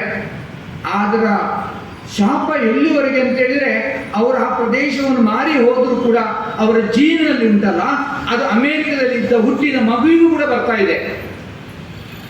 ಅಂತಹ ಕೇಸುಗಳನ್ನು ನಿಲ್ಲಿಸಲಿಕ್ಕೆ ಅಧಿಕಾರ ಇರುವುದು IAS ಆಫೀಸರ್ಸ್ಗಳಿಗೆ, KS ಆಫೀಸರ್ಸ್ಗಳಿಗೆ, ಅವರ ರೆಕಮೆಂಡೇಶನ್ ಮೇಲೆ, ರಾಜಕೀಯ ವ್ಯಕ್ತಿಗಳಲ್ಲ. ಯಾಕಂದ್ರೆ ರಾಜಕೀಯ ವ್ಯಕ್ತಿಗಳು ಇವರು ಏನು ಡ್ರಾಫ್ಟ್ ಮಾಡ್ತಾರೆ ಅದಕ್ಕೆ ಸೈನ್ ಹಾಕ್ತಾರೆ. ಏನು ಡ್ರಾಫ್ಟ್ ಮಾಡ್ತೀರಿ ನೀವು, KS ಆಫೀಸರ್ಗಳು ಅಥವಾ IAS ಆಫೀಸರ್ಗಳು, ಪ್ರಿನ್ಸಿಪಾಲ್ ಸೆಕ್ರೆಟರಿಗಳು, ಅದಕ್ಕೆ ಅವರು ಸೈನ್ ಹಾಕ್ತಾರೆ. ಹೊರತು ನಾವು ಹೇಳುವುದು ರಾಜಕೀಯ ಹಾಳಾಗಿದೆ, ಸಮಾಜ ಹಾಳಾಗಿದೆ. ಖಂಡಿತವಾಗಿ ನಾವು ಮತ್ತೊಬ್ಬರು ನಮ್ಮಿಂದಲೇ ನಾವು ಸುಧಾರಣೆಯಾಗಿ ಆ ಸುಧಾರಣೆಯ ಮೂಲಕ ಮಾಡಬೇಕಾದ್ರೆ ನಿಮ್ಮಂತ ಶಿಸ್ತುಬದ್ಧವಾದಂತಹ ಅಧಿಕಾರಿಗಳು ಅಧಿಕಾರಕ್ಕೆ ಬರಬೇಕು. ಯಾಕಂದ್ರೆ ನಾವು ಇವತ್ತು ಯಾವುದೇ ಆಫೀಸ್ಗೆ ಹೋಗಿ ನಮಗೆ ಮಾತಾಡಲಿಕ್ಕೆ ಬರುವುದಿಲ್ಲ, ನಮಗೆ ಅಪ್ಲಿಕೇಶನ್ ಬರೀಲಿಕ್ಕೆ ಬರುವುದಿಲ್ಲ, ನಾವೊಂದು ಚೆಕ್ ಅನ್ನು ಬರೀಲಿಕ್ಕೆ ನಮಗೆ ಬರುವುದಿಲ್ಲ, ನಾವೊಂದು ಹೇಗೆ ನೆಫ್ಟ್ ಮಾಡಬೇಕು ನಮ್ಗೆ ಗೊತ್ತಿಲ್ಲ. ಇದು ವಿದ್ಯಾಭ್ಯಾಸ ರಂಗದ ಇವತ್ತಿನ ಪ್ರಾಕ್ಟಿಕಲ್ ಆಗಿ ನೋಡುವಂಥ ಸಮಸ್ಯೆಗಳು. ಯಾಕೆ ಈ ಸಮಸ್ಯೆಗಳು ಬಂತು? ಬಿಕಾಸ್ ಅವರು ಆಗಲೇ ಹೇಳಿದ್ದಾರೆ, ನಮ್ಮಲ್ಲಿರುವಂತಹ ಪ್ರಾಕ್ಟಿಕಲ್ ನಾಲೆಜ್ ಅನ್ನು ಯುರೋಪ್ ಖಂಡಕ್ಕೆ ಕೊಂಡೋದ್ರು ಅಥವಾ ವೆಸ್ಟರ್ನೈಸೇಷನ್ ಮಾಡಿದ್ರು, ಅವರಲ್ಲಿ ಇರುವಂತಹ ವಿಷಯವನ್ನು ನಾವು ತಗೊಂಡಿದ್ದೇವೆ. ಇದರಿಂದಾಗಿ ನಾವು ಸೋತಿದ್ದೇವೆ ಇವತ್ತು. ಅದಕ್ಕೋಸ್ಕರ ಕೇಂದ್ರ ಸರ್ಕಾರ NEP ನ್ಯಾಷನಲ್ ಎಜುಕೇಶನ್ ಪಾಲಿಸಿ ಅಂತ ಮಾಡಿದೆ, ಅದರಲ್ಲಿ ಸ್ಕಿಲ್ ಓರಿಯೆಂಟೆಡ್ ಅಂತ ಮಾಡಿದೆ, ಓಪನ್ ಇಲೆಕ್ಟಿವ್ ಸಿಸ್ಟಮ್ ಅಂತ ಮಾಡಿದೆ. ಈ ಎಲ್ಲ ಸಬ್ಜೆಕ್ಟ್ ಓದಿದ್ರೆ ಒಬ್ಬ ನಿರುದ್ಯೋಗಿ ಆಗುದಿಲ್ಲ. ನಿರುದ್ಯೋಗ ಅವತ್ತು ಬ್ರಿಟಿಷರು ಇಂಟ್ರೊಡ್ಯೂಸ್ ಮಾಡಿದ್ದು ಯಾಕೆ ಅಂತ ಹೇಳಿದ್ರೆ ನಮ್ಮಲ್ಲಿ ಆಗಿದೆ, ಅವರಿಗೆ ಕ್ಲರ್ಕ್ಗಳು ಬೇಕಿತ್ತು. ಆ ಕ್ಲರ್ಕ್ಗಳಿಗೆ 80,000 60,000 ಸಂಬಳ ಕೊಡಬೇಕು. ಯುರೋಪಿನಿಂದ ಕಂಡು ತಂದಿದ್ರೆ ಅವರಿಗೆ ಬೇಕಾದ್ದು ಕೇವಲ viceroys, higher post, commissioners ಅಂತ ಪೋಸ್ಟ್ಗಳಿಗೆ ಮಾತ್ರ ಅವತ್ತಂದ್ರು. ಬೂಟ್ ಪಾಲಿಶ್ ಮಾಡುವಂತ ಕೆಲಸಗಳಿಗೆಲ್ಲ ಭಾರತೀಯದ ಉಪಯೋಗ ಮಾಡಿದ್ರು. ಅದೇ ಬೂಟ್ ಪಾಲಿಶ್ ಕೆಲಸವನ್ನು ನಾವು ಇವತ್ತು ಮಾಡ್ತಾ ಇದ್ದೇವೆ. ನಮ್ಮ ಮೆಂಟಾಲಿಟಿ ಚೇಂಜ್ ಆಗಲಿಲ್ಲ. ವಿದ್ಯಾರ್ಥಿ ಬಂಧುಗಳೇ, ಮೆಂಟಾಲಿಟಿ ಚೇಂಜ್ ಮಾಡಿ ಒಳ್ಳೆಯ ರೀತಿ ಓದಿ, ಒಳ್ಳೆಯ ರೀತಿ ಬರೆಯಿರಿ, ಎಕ್ಸಾಮ್ ಅಟೆಂಪ್ಟ್ ಮಾಡಿ. ನಿಮಗೆ ಭವಿಷ್ಯ ಇದೆ, ಖಂಡಿತವಾಗಿ ಭವಿಷ್ಯ ಇದೆ. ಇಂಥ ಸಂಸ್ಥೆಯಲ್ಲಿ, ಅಕಾಡೆಮಿ ಅಂತ ಸಂಸ್ಥೆಯಲ್ಲಿ ಓದಿ ನೀವು ಉತ್ತಮ ವಿದ್ಯಾರ್ಥಿಗಳಾಗಿ ಸಮಾಜಕ್ಕೆ ಪೂರಕವಾಗುವಂತ ಶಕ್ತಿಯಾಗಿ ಮನೆಯ ಮಕ್ಕಳಾಗಿ ಬೆಳಗಿ ಅಂತ ಹೇಳ್ತಾ ಅವಕಾಶಕ್ಕಾಗಿ ಧನ್ಯವಾದಗಳು. Thank you. ಧನ್ಯವಾದಗಳು ಸರ್. ಮಕ್ಕಳನ್ನು ತುಂಬು ಹೃದಯದಿಂದ ನೀವು ಅವರಿಗೆ ಸರಿಯಾದ ರೀತಿಯಾದ ಮಾರ್ಗದರ್ಶನವನ್ನು ನೀಡಿದ್ದಕ್ಕೆ ಧನ್ಯವಾದಗಳು. ಮತ್ತು ನಮಗೆ ಪರೀಕ್ಷೆಯನ್ನು ನೆರವೇರಿಸಲು ಆ ಸ್ಥಳಾವಕಾಶವನ್ನು ಮಾಡಿಕೊಟ್ಟದಕ್ಕೆ ವಿವೇಕಾನಂದ ಕಾಲೇಜಿನಲ್ಲಿ ನಮಗೆ ಅವಕಾಶ ಮಾಡಿಕೊಟ್ಟು ತುಂಬ ಧನ್ಯವಾದಗಳು ಸರ್. ಇವಾಗ ಬಹುಮಾನ ಪ್ರದಾನವನ್ನು ಕಾರ್ಯಕ್ರಮವನ್ನು ನೆರವೇರಿಸಲಿದ್ದಾರೆ ಹಾಗೂ ಈ ಕಾರ್ಯಕ್ರಮವನ್ನು ನಿರೂಪಿಸಲಿದ್ದಾರೆ ಚಂದ್ರಕಾಂತಿವರು.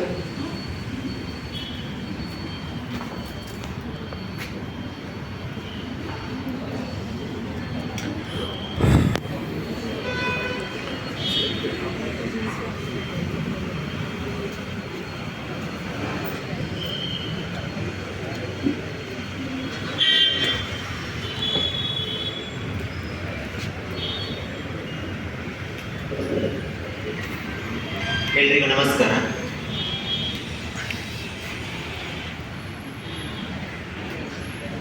ಈ ಒಂದು ಕಾರ್ಯಕ್ರಮದ ಕಾರಣೀಭೂತರಾಗಿರುವವರು ಅಂದರೆ ಒಂದು ಪ್ರೈಸ್ ಕೊಡಬೇಕಿದ್ರೆ ಅದಕ್ಕೆ ಸ್ಪಾನ್ಸರ್ನವ್ರು ಬೇಕಾಗುತ್ತೆ. ಆ ಸ್ಪಾನ್ಸರ್ನವರು ಕೊಟ್ಟದರಲ್ಲಿ ಮೌಲಾ ಶರೀಫ್ ಸರ್, ವಸಂತ್ ಅಮೀನ್, ಅನಿಲ್ ಕಡಬ, ಮಜೀದ್ ಬೆಂಗಳೂರು ಮತ್ತು ಆಜದ್ ಕಡಬ. ಹಾಗೂ ಈ ಒಂದು ಪರೀಕ್ಷೆಯಲ್ಲಿ ವಿಜೇತರಾದವರ ಹೆಸರನ್ನು ಘೋಷಿಸಲಿಕ್ಕೆ ನಾನು ಸಂತೋಷ ಪಡ್ತಿದ್ದೇನೆ. ಮೊದಲಿಗೆ ಟಾಪ್ 10 ಬರುವಂತಹ ಸ್ಪರ್ಧಿಗಳ ವಿವರ ಈ ರೀತಿದೆ.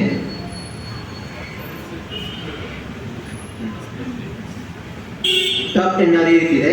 Mohammed Aushaf Ishan, Kiran Kumar S, Prashanth K, Sridhar Kamble, Prasad, Amaresh Patil, Harisha J A, Avin Shetty, Renuka B, Ahmed PH.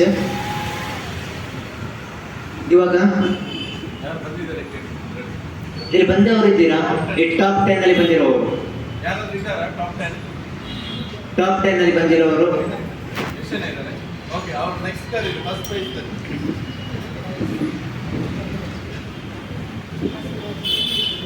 ಮೊದಲ ಪ್ರಶಸ್ತಿಯನ್ನು ಪಡೆದುಕೊಂಡವರು ಬಸವರಾಜ್ ಎಸ್ ಮದವಿ, ಕ್ಯಾಶ್ ಪ್ರೈಸ್ 50,000. ಈ ಒಂದು ಕಾರ್ಯಕ್ರಮವನ್ನು ಮಾನ್ಯ ದೀಪಕ್ ರೈ ಸರ್ ಅವರು, ತಾಲೂಕು ಹಾಗೂ ವೈದ್ಯಾಧಿಕಾರಿಗಳು ಇವರು ನೆರವೇರಿಸಿಕೊಳ್ಳಬೇಕಾಗಿ ಕೇಳಿಕೊಳ್ತೀನಿ.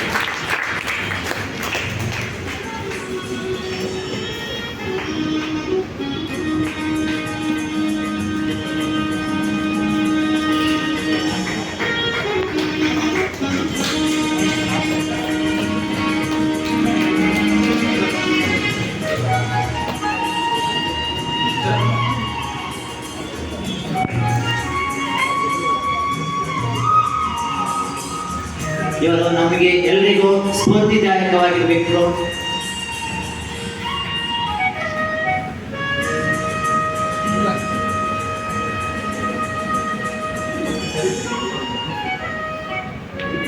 ಸೆಕೆಂಡ್ ಪ್ರೈಸ್ ಹಾಲೇಶ್ ಗೌಡ್ರ,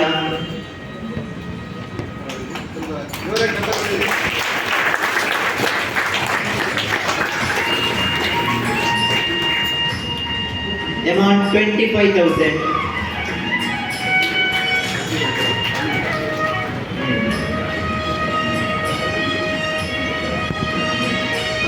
ಈ ಪ್ರಶಸ್ತಿಯ ಪ್ರಾಯೋಜಕರಾಗಿರುವಂತವರು ವಸಂತ್ ಅಮೀನ್ ಸರ್.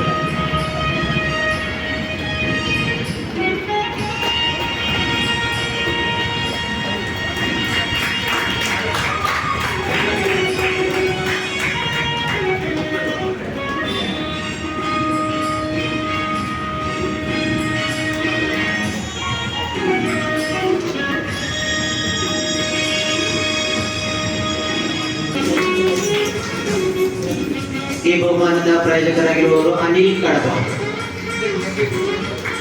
ಅಮೌಂಟ್ 12,300.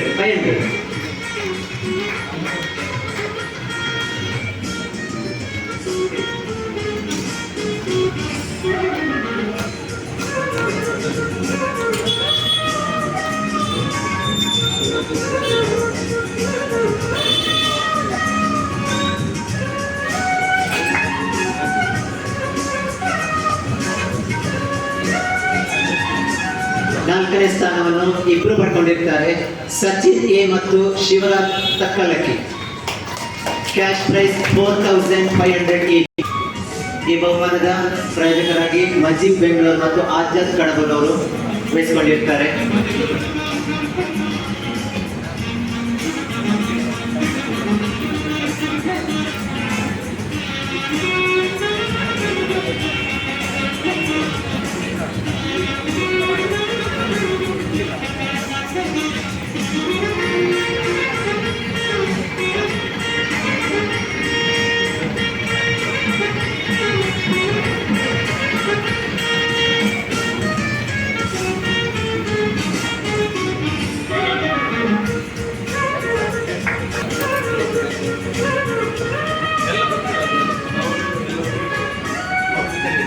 ಪ್ರಶಸ್ತಿಯನ್ನು ಪಡೆದವರೆಲ್ಲರೂ ವೇದಿಕೆಗೆ ಬರಬೇಕಾಗಿ ಕೇಳ್ಕೊಳ್ತಿದ್ದೇವೆ.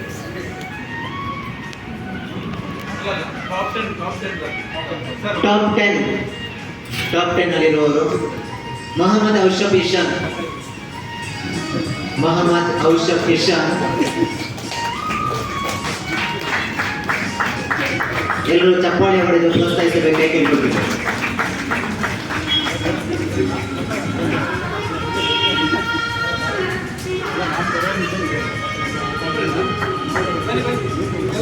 ಪ್ರೋತ್ಸಾಹಕ ಬಹುಮಾನವಾಗಿ 1,000 ಪಡೆದುಕೊಳ್ತಿದ್ದಾರೆ. Next Kiran Kumar S, Prashanth K, Sridhar Kamble, Prasad, Amareesh, Harisha, Avin, Renuka, Ahmed ಎಫೆಲ್ ಎಲ್ಲರೂ ವೇದಿಕೆ ಬರಬೇಕೆ ಕೇಳ್ಕೊಳ್ತಿದ್ದಾರೆ.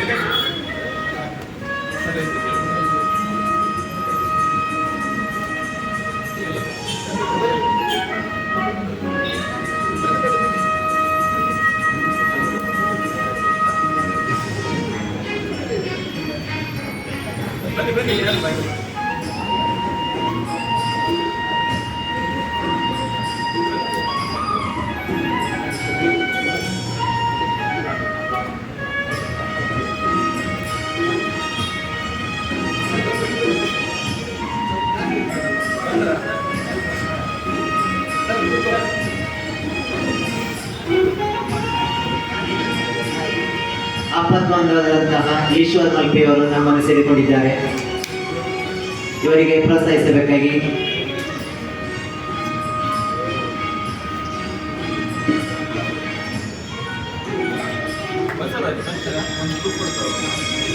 ಬಹುಮಾನ ಪಡೆದ ಎಲ್ಲರೂ ವೇದಿಕೆಗೆ ಬರಬೇಕಾಗಿ ಕೇಳಿಕೊಳ್ತಿದ್ದೇವೆ.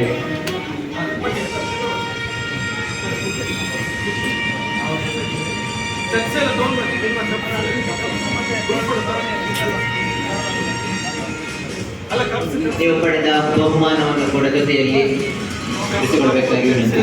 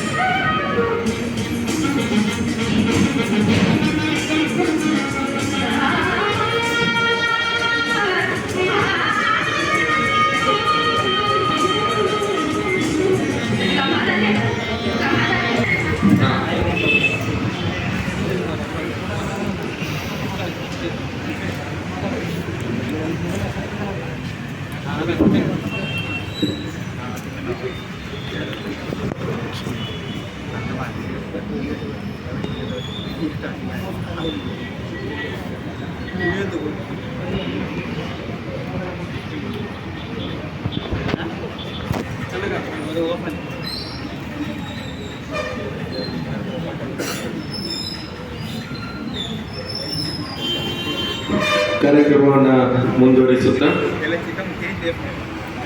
ಇವತ್ತು ಬಹುಮಾನ ವಿತರಣೆಯ ಜೊತೆ 3 ಜನವನ್ನ ನಾವು ಗುರುತಿಸಬೇಕು ಅಂತ ಹೇಳಿ ಆಂಜನೇಯ ರೆಡ್ಡಿ ಸರ್ ಅವರ ಒತ್ತಾಸೆಯೊಂದಿಗೆ ನಾವು ನಿರ್ಧಾರವನ್ನು ಮಾಡಿದ್ವಿ. ಈ ನಿಟ್ಟಿನಲ್ಲಿ ನೂರಾರು ಜನರ ಜೀವವನ್ನ ಉಳಿಸಿರ್ತಕ್ಕಂತಹ ಪ್ರಖ್ಯಾತ ಈಜುಗಾರರು, ಮುಳುಗು ತಜ್ಞರು ಆಗಿರ್ತಕ್ಕಂತಹ ಉಡುಪಿ ಜಿಲ್ಲೆಯ ಈಶ್ವರ ಮಲ್ಪೆ ಅವರನ್ನ ನಾವು ವೇದಿಕೆ ಮೇಲೆ ಆಹ್ವಾನ ಮಾಡ್ತಾ ಇದ್ದೀವಿ. ದಯವಿಟ್ಟು ಬರಬೇಕು.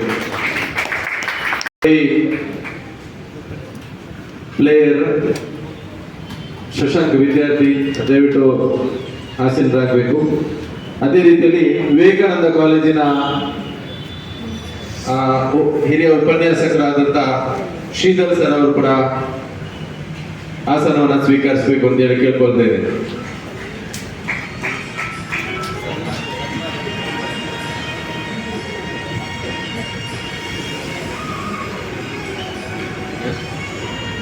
ಈಶ್ವರ ಮಲ್ಪೆ ಅವರು ಮುಳುಗು ತಜ್ಞರಾಗಿ ತಮ್ಮ ಜೀವದ ಹಂಗನ್ನ ತೊರೆದು ನೂರಾರು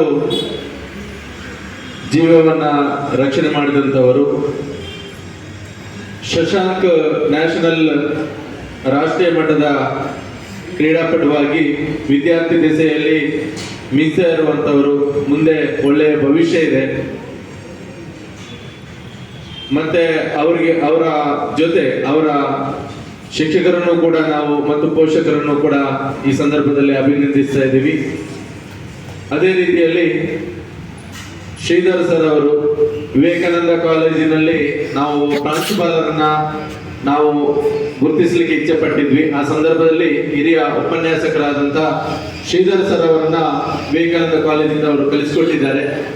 ಬಹುಶಃ ಇವತ್ತಿನ ಸಂದರ್ಭದಲ್ಲಿ ಸ್ಪರ್ಧಾತ್ಮಕ ಪರೀಕ್ಷೆಗಳ ತರಬೇತಿಯ ಈ ಸಂಸ್ಥೆಯಲ್ಲಿ ಅರ್ಹವಾದಂತ ವ್ಯಕ್ತಿ ಆ ಸನ್ಮಾನವನ್ನು ಪಡೀಲಿಕ್ಕೆ ಬಂದಿದ್ದಾರೆ. ಅದು ನಮ್ಮ ಭಾಗ್ಯ ಅಂತ ಹೇಳಿ ನಾನು ಭಾವಿಸ್ತೇನೆ.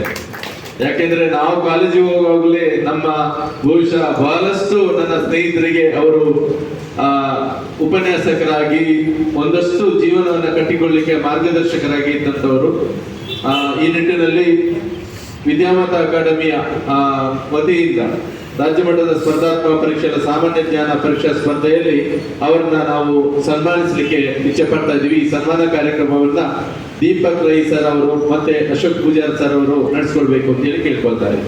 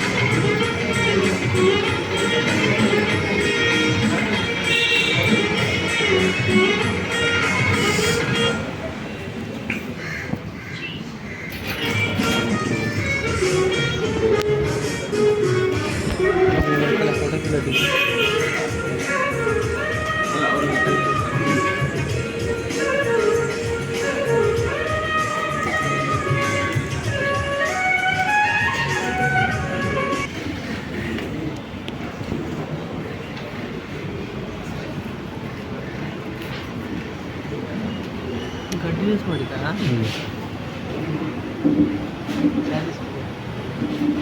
ಚಾರ್ಜಾ 15 ಮೇಬಿ ಇರ್ಬೋದು. ಹಾಂ ಚಾರ್ಜ್ ಇರ್ಬೋದು. ಇದೆಯಾ ಸೆಂಡ್ ಮಾಡಲಿಕ್ಕಲ್ಲ ಶೇರ್ ಯಾವ ಆ್ಯಪಲ್ಲಿ? ಪ್ರಾಯೋಜಕರು ಆಗಿರ್ತಕ್ಕಂಥ ವಸಂತ ಅಮೀನ್ ಅವರು ಮತ್ತು ಆಜಾದ್ ಕಡಬ ಅವರನ್ನು ಕೂಡ ನಾನು ವೇದಿಕೆ ಮೇಲೆ ಬರಮಾಡಿಕೊಳ್ತಾ ಇದ್ದೀನಿ. ದಯವಿಟ್ಟು ಸ್ಮರಣಿಕೆಯನ್ನ ಸ್ವೀಕರಿಸಬೇಕು ಎನ್ನುವಂತ ಕೋರಿಕೆ ನಮಗೆ.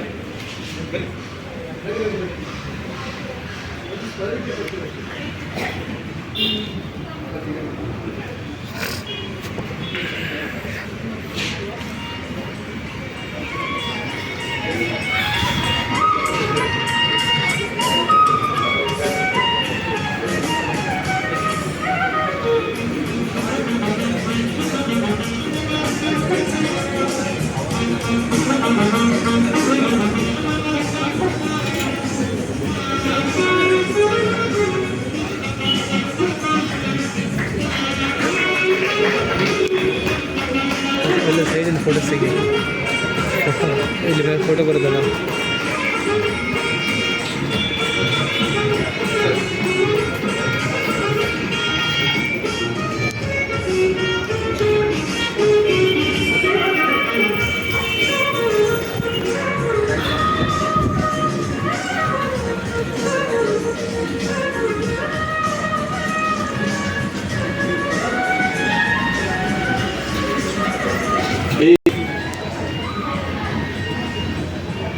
ಈ ಕಾರ್ಯಕ್ರಮದ ಪೂರ್ಣ ರೂವಾರಿಗಳು, ಈ ಕಾರ್ಯಕ್ರಮ ಇವತ್ತು ರಾಜ್ಯ ಮಟ್ಟದ ಸ್ಪರ್ಧಾತ್ಮಕ ಪರೀಕ್ಷೆಗಳ ಸಾಮಾನ್ಯ ಜ್ಞಾನ ಪರೀಕ್ಷೆಯ ನಡೆಸಬೇಕು ಅಂತ ಹೇಳಿ ನಮ್ಮ ಹಿಂದೆ ಪರದೆ ಹಿಂದೆ ನಿಂತ್ಕೊಂಡು ನಾವು ಇವತ್ತೇನಾದ್ರೂ ಈ ಕಾರ್ಯಕ್ರಮ ಮಾಡಬೇಕೆ ಕಾರ್ಯಕರ್ತರಾದಂಥ ನಮ್ಮ ಆತ್ಮೀಯರು ಪುತ್ತೂರು ನಗರ ಠಾಣೆಯ ಸಬ್ ಇನ್ಸ್ಪೆಕ್ಟರ್ ಆಂಜರೆಡ್ಡಿ ಸರ್ ಅವರನ್ನ ವಿದ್ಯಾಮಾತಾ ಅಕಾಡೆಮಿಯ ಪರವಾಗಿ ನಾವು ಒಂದು ಗೌರವಿಸ್ತಾ ಇದ್ವಿ. ದಯವಿಟ್ಟು ಬರ್ಬೇಕು ಸರ್ ಅಂತ ಹೇಳಿ ನಾನು ಕೇಳ್ಕೊಳ್ತಾ ಇದ್ದೀನಿ. ಒಂದು ಜೋರಾದ ಚಪ್ಪಾಳೆ.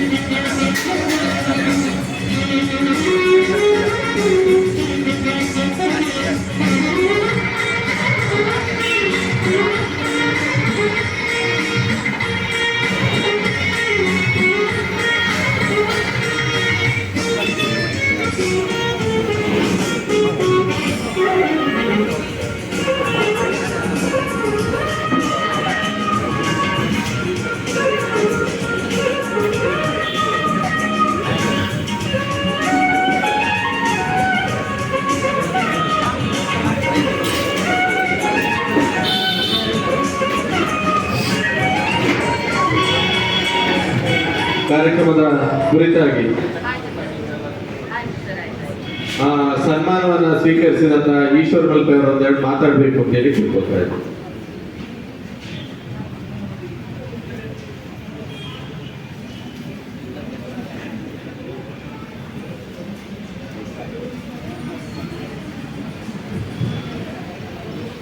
ನಮಸ್ತೆ ಬಂಧುಗಳೇ. ಈ ಗ್ರಾಮದ ದೇವರನ್ನು ಮನಸಾರೆ ನೆನೆಸಿಕೊಳ್ತಾ ವೇದಿಕೆಯ ಮೇಲ್ಭಾಗದಲ್ಲಿರುವ ಶ್ರೀ ಆಂಜನೇಯ ರೆಡ್ಡಿ ನಮ್ಮ ಸಬ್ ಇನ್ಸ್ಪೆಕ್ಟರ್ ಪುತ್ತೂರು ನಗರ ಠಾಣೆ ಇವರಿಗೂ ವಂದಿಸ್ತಾ, ಹಾಗೆ ವೇದಿಕೆಯಲ್ಲಿ ಅಧ್ಯಕ್ಷರು ಹಾಗೂ ವೇದಿಕೆಯ ಮೇಲ್ಭಾಗದಲ್ಲಿರುವ ಎಲ್ಲ ಗಣ್ಯರಿಗೂ ಸಹ, ಹಾಗೆ ವೇದಿಕೆಯ ಮುಂಭಾಗದಲ್ಲಿರುವ ಈ ಊರಿನ ಹಾಗೂ ಪರ ಊರಿನ ಎಲ್ಲ ಬಂಧುಗಳಿಗೆ ನಾನು ವಂದಿಸ್ತಾ ಇದ್ದೀನಿ. ಬಂಧುಗಳೇ, ಇವತ್ತು ವಿದ್ಯಾಮಾತ ಅಕಾಡೆಮಿ ಇವರು ನಡೆಸಿಕೊಟ್ಟ ರಾಜ್ಯ ಮಟ್ಟದ ಸ್ಪರ್ಧಾತ್ಮಕ ಪರೀಕ್ಷೆಗೆ ಸಾಮಾನ್ಯ ಜ್ಞಾನ ಪರೀಕ್ಷೆ ಸ್ಪರ್ಧೆ ನಿಮ್ಮೆಲ್ಲರನ್ನು ಕರೆದು ಪರೀಕ್ಷೆ ಮಾಡಿದ್ದಾರೆ. ಆದರೆ ಇದರಲ್ಲಿ ಕೆಲವರಿಗೆ ಪ್ರಥಮ ಬಂದಿದೆ. ಅದರಲ್ಲಿ ನಾನು ಹೇಳೋದಿಷ್ಟೇ ಬಂಧುಗಳೇ, ನಿಮ್ಮೆಲ್ಲರಿಗೂ ದೇವರು ಒಳ್ಳೆ ಜ್ಞಾನವನ್ನು ಕೊಟ್ಟಿದ್ದಾರೆ. ಆ ಜ್ಞಾನವನ್ನು ಇನ್ನಷ್ಟು ಒಳ್ಳೆಯ ರೀತಿಯಲ್ಲಿ ನಡೆಸಿ ಇಂಥ ಪರೀಕ್ಷೆಗಳಿಗೆ ಬಂದು ನಿಮ್ಮ ಜ್ಞಾನವನ್ನು ಇನ್ನಷ್ಟು ಒಳ್ಳೆಯದಾಗಿ ಮಾಡಲಿ ಅಂತ ದೇವರಲ್ಲಿ ನಾನು ಪ್ರಾರ್ಥಿಸಿಕೊಳ್ತೇನೆ. ಹಾಗೆಯೇ ಈ ವೇದಿಕೆಯಲ್ಲಿ ತುಂಬ ಊರಿನ ಪರೀಕ್ಷೆಗೆಲ್ಲ ಬಂದಿದ್ರಿ. ನನ್ನ ಪರಿಚಯ ಉಂಟಾ ಇಲ್ಲ ಗೊತ್ತಿಲ್ಲ, ಆದರೆ ನಾನೊಬ್ಬ ಈಜುಭಟ್ಟು. ಈಜು ಅಂದರೆ ಸಮಸ್ತ ನಮ್ಮ ಕರ್ನಾಟಕದ ಎಲ್ಲ ಜಿಲ್ಲೆಗಳಿಗೂ ಹೋಗಿ ಒಂದು ನೀರಲ್ಲಿ ಬಿದ್ದವರ ಮೃತದೇಹ ತೆಗೆಯುವುದು, ಇಲ್ಲಾಂದರೆ ಹತ್ತಿರ ಎಲ್ಲಾದರೂ ಸಹ ನೀರಲ್ಲಿ ಬಿದ್ದವರನ್ನು ಬಚಾವ್ ಮಾಡೋದು. ನಮ್ಮ ಊರಲ್ಲಿ ಎಲ್ಲಿ ಅಂದರೆ ಮಲ್ಪೆ, ಉಡುಪಿಯಿಂದ ಒಂದು 5 ಕಿಲೋಮೀಟರ್ ವಿಶ್ರಾಂತಿ. ಆದರೆ ನಮ್ಮ ಊರಿನ ನಾನಾ ಭಾಗದಲ್ಲಿ ನೀರಿಗೆ ಬಿದ್ದವರು ಹೆಚ್ಚಿನವರು ಸೆಲ್ಫಿ, ರೀಲ್ಸ್, ಮೋಜಿ ಮಸ್ತಿ, ಅದರಿಂದ ನೀರಿಗೆ ಬಿದ್ದು ತಮ್ಮ ಅಮೂಲ್ಯವಾದ ಪ್ರಾಣ ತಗೊಳ್ತಾ ಇದ್ದಾರೆ. ಬಂಧುಗಳೇ, ನಿಮಗೆ ಗೊತ್ತಿದೆಯೇ ಗೊತ್ತಿಲ್ಲ ಏನಂದ್ರೆ 3 ದಿನದ ಹಿಂದೆ ನಮ್ಮ ಶಿರ್ಸಿ ಭಾಗದ ಒಂದು ಊರಲ್ಲಿ ಒಂದು ಚಿಕ್ಕ ಮಗು ಅಂದ್ರೆ 10 ವರ್ಷದ ಹುಡುಗ ಈಜಲಿಕ್ಕೆ ಅಂತ ಹೋದ. ಆವಾಗ ಅವರ ಫ್ಯಾಮಿಲಿ ಮೇಲ್ಗಡೆ ಕೂತ್ಕೊಂಡು ನೋಡ್ತಾ ಇದ್ರು. ಆದ್ರೆ ಆ ಹುಡುಗ ಆ ನೀರಿನ ಸುಳಿಗೆ ಸಿಕ್ಕಾಡ್ಕೊಂಡ. ಆವಾಗ ಏನ್ ಮಾಡಿದ್ರು, ಅದರ ತಂದೆ ಓಡೋಗಿ ಬಚಾವ್ ಮಾಡ್ಲಿಕ್ಕೆ ನೋಡಿದ್ರು. ಬಚಾವ್ ಮಾಡುವಾಗ ಅವರ ಫ್ಯಾಮಿಲಿಯ 4 ಜನ ಅವರ ಹಿಂದೆನೆ ಓಡಿ ಹೋದ್ರು.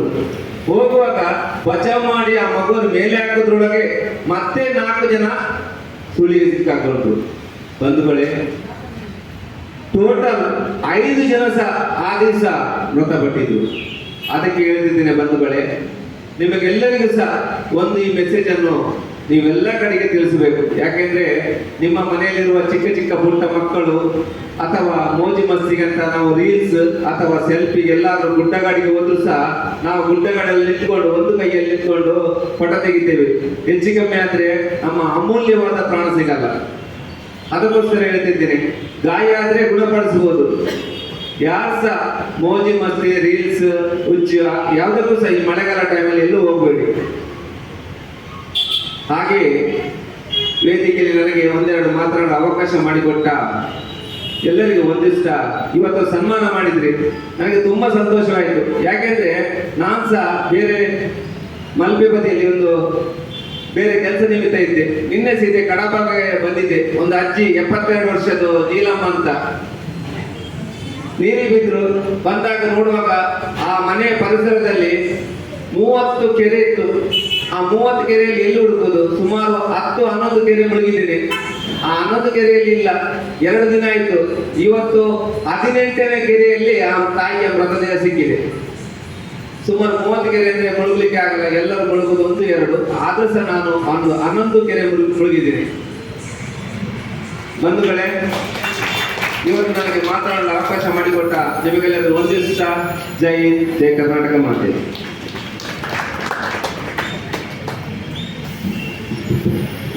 ಧನ್ಯವಾದಗಳು ಈಶ್ವರ ಮಲ್ಪೆ ಅವರೇ, ಅಲ್ಲಿಂದ ಬಂದು ನಮ್ಮ ಸನ್ಮಾನವನ್ನ ಸ್ವೀಕಾರ ಮಾಡಿದ್ದು. ನೆಕ್ಸ್ಟ್ ನಾನು ಪ್ರತಿ ಸರಿ ಹೇಳ್ತೀನಿ, ನಮ್ಮೊಂದು ಕ್ಲಾಸ್ ರೂಮ್ ಅಂದ್ರೆ ಡಿಫ್ರೆಂಟ್ ಕ್ಲಾಸ್ ರೂಮ್ ಇದು. ನಾವು ಡಿಗ್ರಿ PUC ಎಲ್ಲ ಓದುವಾಗ ಹೇಗಿರ್ತೇವೆ ಅಂತ ಹೇಳಿದ್ರೆ, ಒಬ್ಬ ಆರ್ಟ್ಸ್ ಓದ್ಲಿಕ್ಕೆ ಬಂದ್ರೆ PUC ಸೆಕೆಂಡ್ PUC ಹುಡುಗ ಅಂತ ಹೇಳಿದ್ರೆ ಅವನು ಎಲ್ಲರೂ ಸೆಕೆಂಡ್ PUC ಅವರೇ ಆ ಕ್ಲಾಸ್ ರೂಮ್ ಒಳಗಡೆ ಇರ್ತಾರೆ. ಆದ್ರೆ ವೈವಿಧ್ಯ ಒಂದು ಡಿಫ್ರೆಂಟ್ ಕ್ಲಾಸ್ ರೂಮ್ ಏನಂತ ಹೇಳಿದ್ರೆ, ಇಲ್ಲಿ PUC ಅವರು ಇರ್ತೀರಿ, BA ಮಾಡಿದವ್ರು ಇರ್ತೀರಿ, BSc ಮಾಡಿದವ್ರು ಇರ್ತೀರಿ, MBA ಮಾಡಿದವ್ರು ಇರ್ತೀರಿ. ಕ್ಲಾಸ್ ರೂಮ್ ಮಾತ್ರ ಒಂದೇ. ನಮಗೆ ನೀವು ಪ್ರೈಮರಿ ಸ್ಟೂಡೆಂಟ್ ಅಷ್ಟೇ. ನಾವು ಇಂಥ ಒಂದು ಕ್ಲಾಸ್ ರೂಮ್ ನಮ್ದು. ಅದರಲ್ಲಿ ಕೂಡ ಇವತ್ತು ಬಸವರಾಜ್ ಇರ್ಬೋದು, ಅವರು ಲಾಸ್ಟ್ ನಮ್ದು PSI ಸ್ಟೂಡೆಂಟ್ ಆಕ್ಚುಲಿ. ನೆಕ್ಸ್ಟ್ ಮತ್ತೆ ಈಗ 545ಗೆ ಪ್ರಿಪೇರ್ ಆಗ್ತಾ ಇದ್ದಾರೆ. ಸೊ ಇವರೇ ಮತ್ತೆ ನಮ್ಮ ಹಾಲೇಶ್ ಅವ್ರ ಟೀಮ್ ಆಲ್ಮೋಸ್ಟ್ ಹೇಗಿದೆ ಅಂತ ಹೇಳಿದ್ರೆ, ನಾನು ಅವ್ರನ್ನ ಒಂದು ವಿಷಯ ಹೇಳ್ಬೇಕು. ಮೊನ್ನೆ ಅಷ್ಟು ಮಕ್ಕಳು ಕೂಡ 90% ಮಕ್ಕಳು ಕೂಡ ಎಕ್ಸಾಮ್ ಆಗಿ ಅದನ್ನ ಮಡಚಿ ಬ್ಯಾಗಿಗೆ ಹಾಕೊಂಡು ಬೇಗ ಹೋಗ್ಬೇಕು ಅಂತ ಓಡ್ತಾ ಇದ್ದಾರೆ.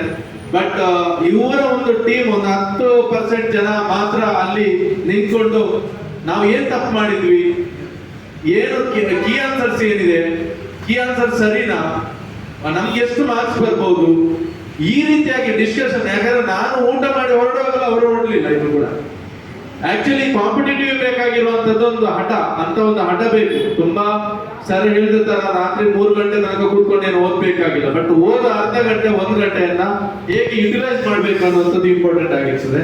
ಈ ನಿಟ್ಟಿನಲ್ಲಿ ನಾವು ಒಂದು ಫ್ಲೆಕ್ಸಿಬಲ್ ಆಗಿ ಸ್ಪರ್ಧೆಯನ್ನು ಮಾಡಿದ್ದೇವೆ.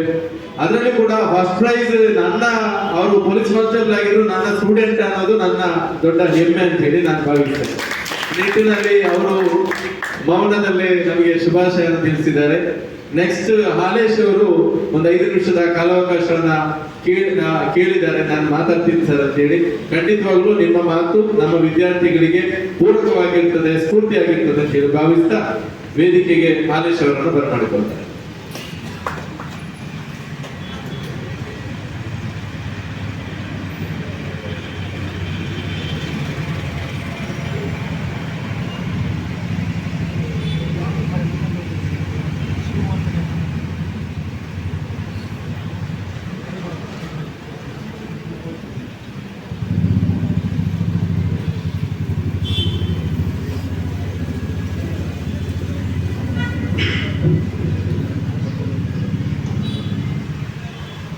ವೇದಿಕೆ ಮೇಲೆ ಆಸೀನರಾಗಿರುವಂತಹ ಗಣ್ಯ ಮಹನೀಯರೆಲ್ಲರಿಗೂ ನಮಸ್ಕರಿಸುತ್ತಾ, ಈ ಒಂದು ಸುಂದರ ಕಾರ್ಯಕ್ರಮಕ್ಕೆ ಆಗಮಿಸಿದಂತಹ ಮಾಧ್ಯಮ ಮಿತ್ರರಿಗೂ ಹಾಗೂ ಎಲ್ಲ ವಿದ್ಯಾರ್ಥಿಗಳಿಗೂ, ಮುಂದಿನ ಯುವ ಅಧಿಕಾರಿಗಳಿಗೂ ಪ್ರತಿಯೊಬ್ಬರಿಗೂ ನಾನು ನಮಸ್ಕರಿಸುತ್ತೇನೆ. ಮುಖ್ಯವಾಗಿ ಇವತ್ತು ರಾಜ್ಯ ಮಟ್ಟದ ಸ್ಪರ್ಧಾತ್ಮಕ ಪರೀಕ್ಷೆಯ ಬಹುಮಾನ ವಿತರಣಾ ಕಾರ್ಯಕ್ರಮ. ಈ ಕಾರ್ಯಕ್ರಮದಲ್ಲಿ ಭಾಗವಹಿಸಿದ್ದೀನಿ ಅಂದರೆ ನನಗೆ ತುಂಬ ಹೆಮ್ಮೆ ಅನಿಸ್ತಿದೆ. ಒಂದನೇದಾಗಿ ಹೇಳ್ಬೇಕಂದ್ರೆ, ನಮ್ಮೂರು ಮತ್ತು ಇಲ್ಲಿ ನಾನು ಕೆಲಸ ಮಾಡಿರೋದ್ರ ಬಗ್ಗೆ ಒಂದೆರಡು ಮಾತಾಡೋಕ್ಕೆ ಇಷ್ಟಪಡ್ತೀನಿ. ಸರ್ವಜ್ಞ ಸಂತ ಶಿಶುನಾಳ ಶರೀಫ ಕನಕದಾಸರು ಹುಟ್ಟಿದಂತಹ ಜನ್ಮಭೂಮಿ ಹಾಗೂ ಸಾಮರಸ್ಯದ ಭಾವ, ಕನ್ನಡದ ಜೀವ ಎಂಬ ನೆಲೆಗಟ್ಟಿನಲ್ಲಿ ನೆಲೆಯಾಗಿರುವಂತಹ ಹಾವೇರಿ ಜಿಲ್ಲೆಯವನು ನಾನು. ಅಲ್ಲಿಂದ ಬಂದಿರುತ್ತೇನೆ. ಈ ದಕ್ಷಿಣ ಕನ್ನಡದಲ್ಲಿ ನಾನು ಪೊಲೀಸಾಗಿ ವರ್ಕ್ ಮಾಡ್ತಾ ಇದ್ದೀನಿ. ವರ್ಕ್ ಮಾಡ್ತಿರ್ಬೇಕಾದ್ರೆ ಈ ಜಿಲ್ಲೆಯ ಬಗ್ಗೆ ತಿಳ್ಕೊಂಡಿರೋದ್ರ ಬಗ್ಗೆ ನಾನು ಒಂದೆರಡು ಮಾತಾಡಲಿಕ್ಕೆ ಇಷ್ಟಪಡ್ತೀನಿ. ಈ ಜಿಲ್ಲೆ ಎಷ್ಟು ಸೊಗಸಾಗಿದೆ ಅಂದರೆ, ದಕ್ಷಿಣ ಕನ್ನಡ, ಇದರ ಜಿಲ್ಲಾ ಕೇಂದ್ರ ಮಂಗಳೂರು. ಮಂಗಳೂರಿಗೆ ಇರುವ ನಾನಾ ಹೆಸರುಗಳೇನೆಂದರೆ, ಕನ್ನಡದಲ್ಲಿ ಮಂಗಳೂರು ಹಾಗೂ ತುಳುವಿನಲ್ಲಿ ಕುಡ್ಲ, ಹವ್ಯಕ ಭಾಷೆಯಲ್ಲಿ ಕೊಡಿಯಾಲ, ಹಾಗೆ ಬ್ಯಾರಿ ಭಾಷೆಯಲ್ಲಿ ಮೈಕಳ, ಸಂಸ್ಕೃತದಲ್ಲಿ ಮಂಜೂರ ಹಾಗೂ ಕೊಂಕಣಿ ಭಾಷೆಯಲ್ಲಿ ಕೊಡಿಯಾಲ್. ಈ ರೀತಿ ನಾನಾ ಹೆಸರುಗಳಿಂದ ಬಿಂಬಿತವಾದಂಥ ಈ ನಾಡು ಎಷ್ಟು ಸುಂದರವಾಗಿದೆ ಅಂದರೆ, ನಿಸರ್ಗದ ರಮ್ಯ ತಾಣವಾಗಿದೆ.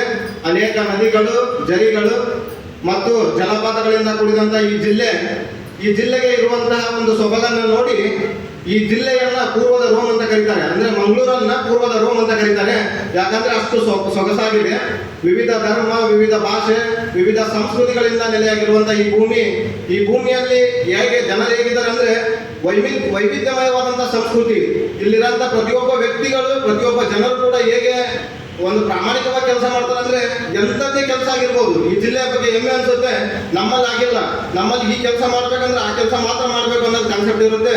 ಬಟ್ ಇಲ್ಲಿ ಆಗಿಲ್ಲ. ಯಾವ ಕೆಲಸನೂ ಕೂಡ ಕೊಟ್ಟರು ಯಾವುದೇ ಒಂದು ಭೇದ ಭಾವ ಇಲ್ಲದೆ ಅಥವಾ ಯಾವುದೇ ಒಂದು ಮನಸ್ತಾಪ ಇಲ್ಲದೆ ತುಂಬಾ ಸೊಗಸಾಗಿ ಅಚ್ಚುಕಟ್ಟಾಗಿ ಮತ್ತೆ ಪ್ರಾಮಾಣಿಕತೆಯಿಂದಲೇ ಮಾಡ್ತಾರೆ. ಅದು ಒಂದು ಸಣ್ಣ ಕೆಲಸ ಆಗಿರ್ಬೋದು ಅಥವಾ ದೊಡ್ಡ ಕೆಲಸ ಆಗಿರ್ಬೋದು. ಈ ಒಂದು ಜಿಲ್ಲೆ ಹೇಗಿದೆ ಅಂದ್ರೆ ಪ್ರತಿಯೊಬ್ಬರು ಕೂಡ ಪ್ರಾಮಾಣಿಕತೆಯಿಂದಲೇ ವಿಚಾರ ಮಾಡ್ತಾರೆ. ಯಾವ ತರ ಅಂದ್ರೆ ಒಬ್ಬ ವ್ಯಕ್ತಿ ಗೌರವ ಕೊಡ್ಬೇಕಂದ್ರೆ ನಮ್ಮೂರಲ್ಲಿ ಆಗಿಲ್ಲ. 3 ದಿನ ಎದುರಿಗೆ ಸಿಕ್ಕರೆ 4ನೇ ದಿನ ಸಿಕ್ಕರೆ ನಮ್ಮ ಮುಖನ ನೋಡಲ್ಲ. ಬಟ್ ಇಲ್ಲಿ ಆಗಿಲ್ಲ. 10 ದಿನ ನೀವು ಎದುರಿಗೆ ಸಿಗಿ 10 ದಿನನೂ ಕೂಡ ನಿಮಗೆ ಅವ್ರು ನಮಸ್ಕರಿಸ್ತಾರೆ. ಅದೇ ಪ್ರೀತಿ, ಅದೇ ವಿಶ್ವಾಸದಿಂದ.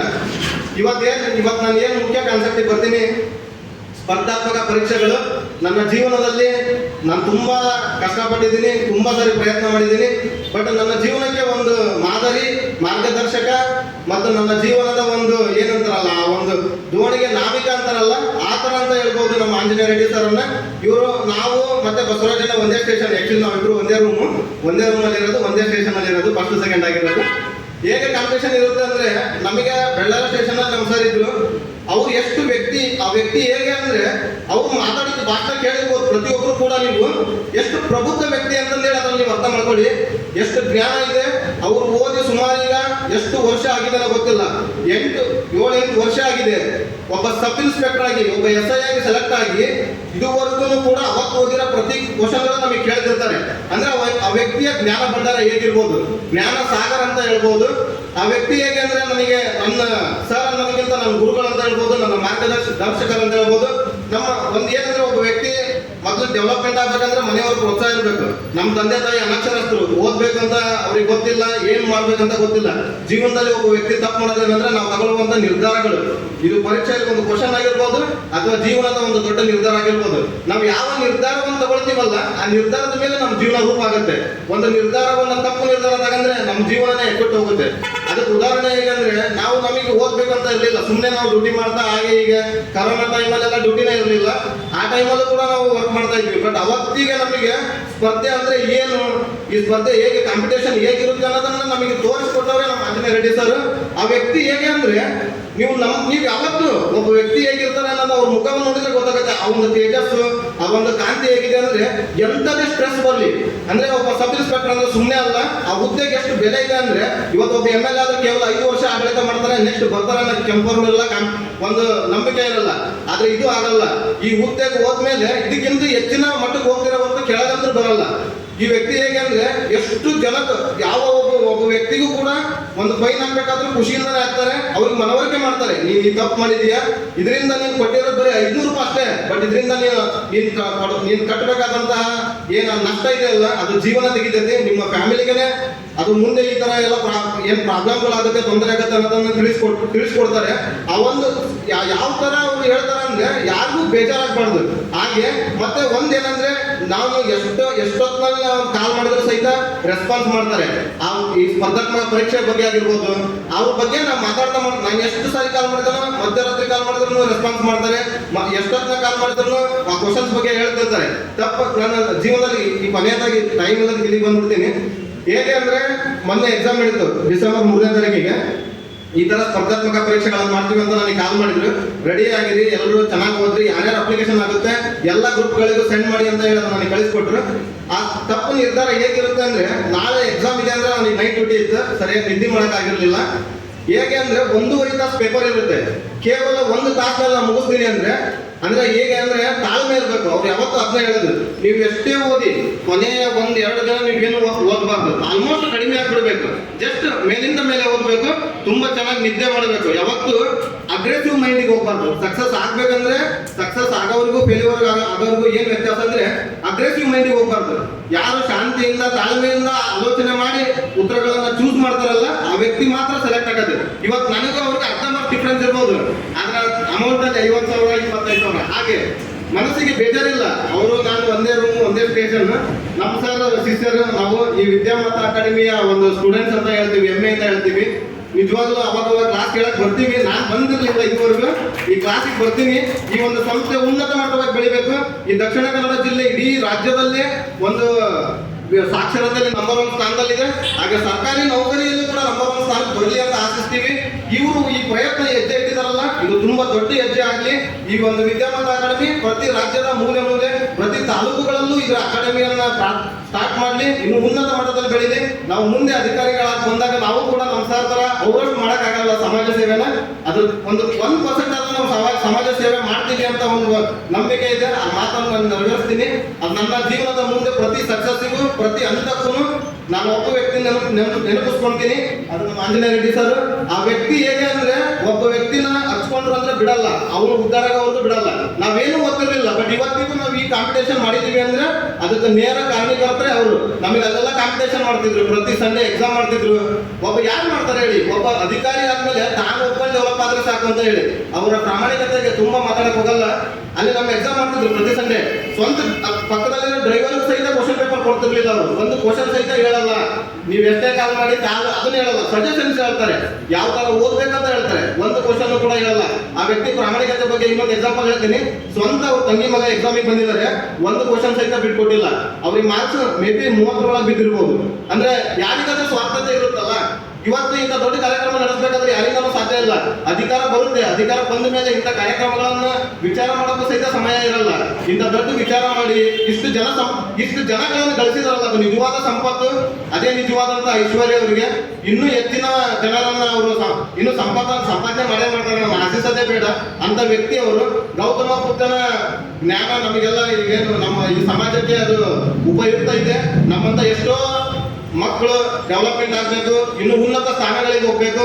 ಮುಖ್ಯವಾಗಿ ಈ ಕಾರ್ಯಕ್ರಮಕ್ಕೆ ನಡೆಸಿಕೊಂಡಂತ ವಿದ್ಯಾವಂತ ಅಕಾಡೆಮಿಗೆ ಆಗಿರ್ಬೋದು, ಇಲ್ಲಿ ಬಂದಿರೋ ಗಣ್ಯ ಮಾನ್ಯರಿಗಾಗಿರ್ಬೋದು, ಅತಿ ಮುಖ್ಯವಾಗಿ ಈ ಪ್ರಾಯೋಜಕರು ಏನಿದಾರಲ್ಲ ಅವರಿಗೆ ತುಂಬಾ ಧನ್ಯವಾದಗಳನ್ನು ಹೇಳ್ತೀನಿ. ಕೊನೆಯ ಅಂತ ಜಾಸ್ತಿ ಮಾತಾಡಿದ್ರೆ 1 ಅವರ್ ಆಗುತ್ತೆ. ನಮಗೆ ಬಂದಿರೋ 5,000ದಲ್ಲಿ 25,000ದಲ್ಲಿ ಸರ್ 25,000ದಲ್ಲಿ ಅದರಲ್ಲಿ 3,000 ಒಬ್ಬರಿಗೆ ಮತ್ತು 3,000 ಸ್ಪೋರ್ಟ್ಸ್ ಪ್ಲೇಯರ್ ಅಂತ ಅವರಿಗೆ 2,000 ಮತ್ತೆ ಇನ್ನೊಬ್ರು ಈಗ ಮಾತಾಡಿದ್ರು ಅವರಿಗೊಂದು 3,000. ನಾವು ಈಶ್ವರ್ ಮಲ್ಪೆ ಅವರಿಗೆ 3,000 ಕೊಡ್ಬೇಕಂತ ಹೇಳಿ ನಿರ್ಧಾರ ಮಾಡಿದ್ದೀನಿ. ಅದೇ ಕಾರಣವಾಗಿ ನಮ್ಮ ಬಸವನಗಂಡ ನಾನು ರೂಮ್ಮೇಟ್ಸ್ ಜೊತೆಲೇ ಇರ್ತೀವಿ, ಯಾವಾಗಲೂ ಡ್ಯೂಟಿ ಮಾಡೋದು ಜೊತೆಯಲ್ಲೇ. ಕಾಂಪಿಟೇಷನ್ ಅಲ್ಲಿ ನೋಡಿದ್ರೆ ಗೊತ್ತಾಗುತ್ತೆ, ಜಸ್ಟ್ ಅರ್ಧ ಮಾರ್ಕ್ಸ್. ಬಟ್ ಬೇಜಾರಿಲ್ಲ, PSI ಸೆಲೆಕ್ಷನ್ ಲಿಸ್ಟ್ ಅಲ್ಲಿ ಅವ್ರ ಮೇಲೆ ಇರಲಿ, ನಾನು ಸೆಕೆಂಡೇ ಇರಲಿ, ಬೇಜಾರಿಲ್ಲ. ಬಟ್ ಕಾಂಪಿಟೇಷನ್ ಯಾವತ್ತೂ ಈ ತರ ಇರ್ಬೇಕು, ಆರೋಗ್ಯಕರವಾಗಿರ್ಬೇಕು. ನಾವು ಎಷ್ಟೇ ಅವ್ನು ಬಂದ್ರು ಬೇಜಾರಿಲ್ಲ, ನಾನು ಬಂದ್ರು ಬೇಜಾರಿಲ್ಲ. ಯಾಕಂದ್ರೆ ಒಂದೇ ಸ್ಟೇಷನ್, ಸ್ವಂತ ಅಣ್ಣ ತಮ್ಮಂದಿರ ತರ ಇದೀವಿ. ಅಗ್ರೆಸಿವ್ ಮೈಂಡಿಗೆ ಹೋದಾಗಲೆಲ್ಲ ನನ್ನ ಸಿದ್ಧಿದವು ನಮ್ಮ ಸರ್ ಯಾವತ್ತೂ ಅಗ್ರೆಸಿವ್ ಮೈಂಡಿಗೆ ಹೋಗ್ಬೇಡ, ಒಳ್ಳೆ ರೀತಿಯಿಂದ ಕಾಂಪಿಟೇಷನ್ ಮಾಡು. ಅವನು ಬೇರೆ ಅಲ್ಲ, ನೀನು ಬೇರೆ ಅಲ್ಲ ಅನ್ನೋ ಮನೋಭಾವನೆಯನ್ನ ತಂದಿದ್ದೆ ನಮ್ಮ ಸರ್. ಅವ್ರಿಗೆ ನಿಜವಾಗ್ಲೂ ಕೃತಜ್ಞತೆ ಹೇಳ್ತೀನಿ. ಇನ್ನು ಹೆಚ್ಚು ಮಾತಾಡೋಕೆ ಸಮಯ ಇಲ್ಲ, ಏನಾದ್ರೂ ತಪ್ಪು ಮಾತಾಡಿದ್ರೆ ಕ್ಷಮಿಸಿ.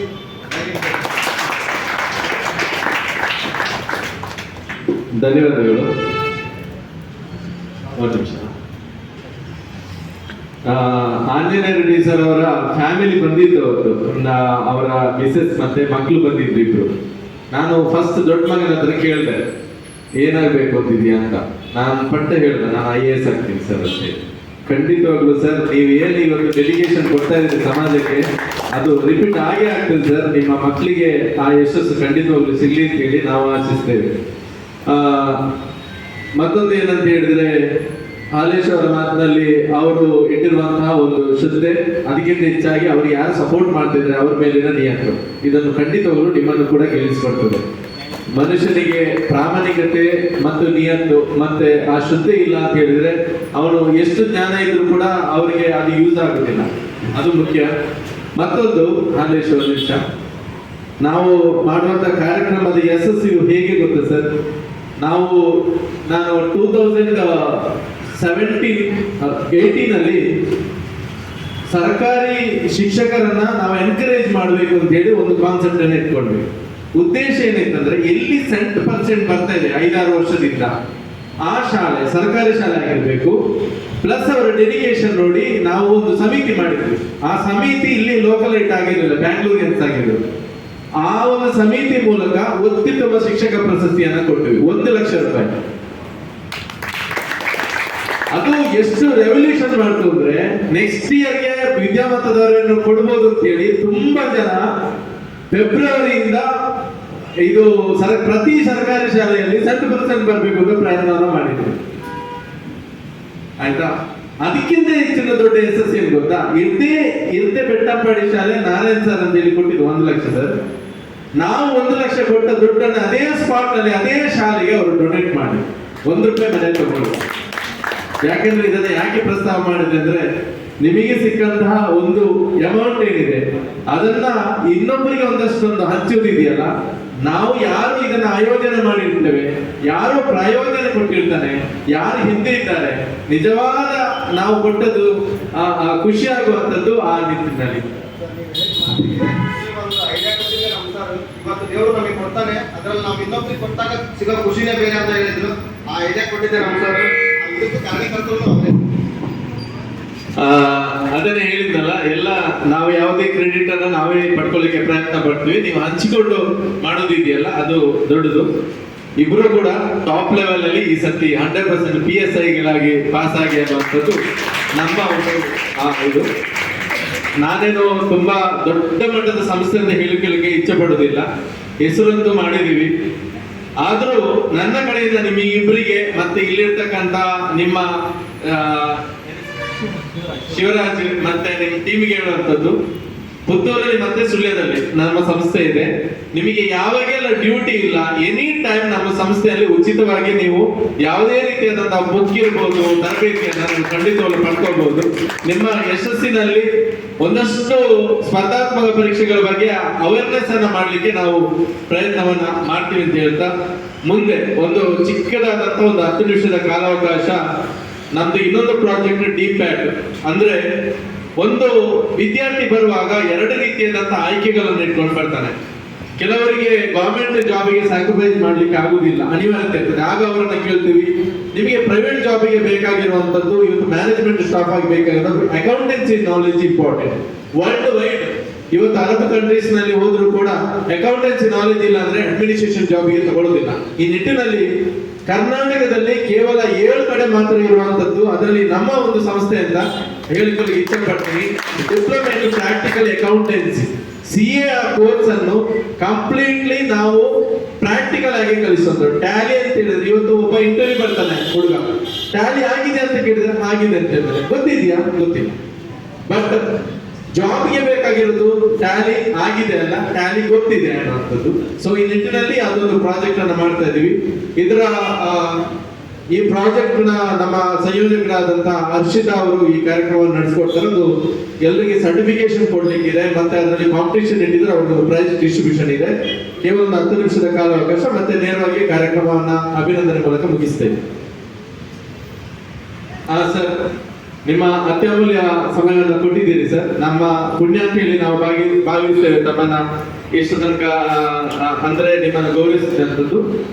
ನಿಮಗೆ ಮತ್ತು ವಿವೇಕಾನಂದ ಕಾಲೇಜಿನ ಆಡಳಿತ ಮಂಡಳಿ ಮತ್ತು ಎಲ್ಲ ಉಪನ್ಯಾಸಕ ವೃಂದದ ಪ್ರಾಂಶುಪಾಲರಿಗೆ ಧನ್ಯವಾದವನ್ನ ತಿಳಿಸ್ತಾರೆ.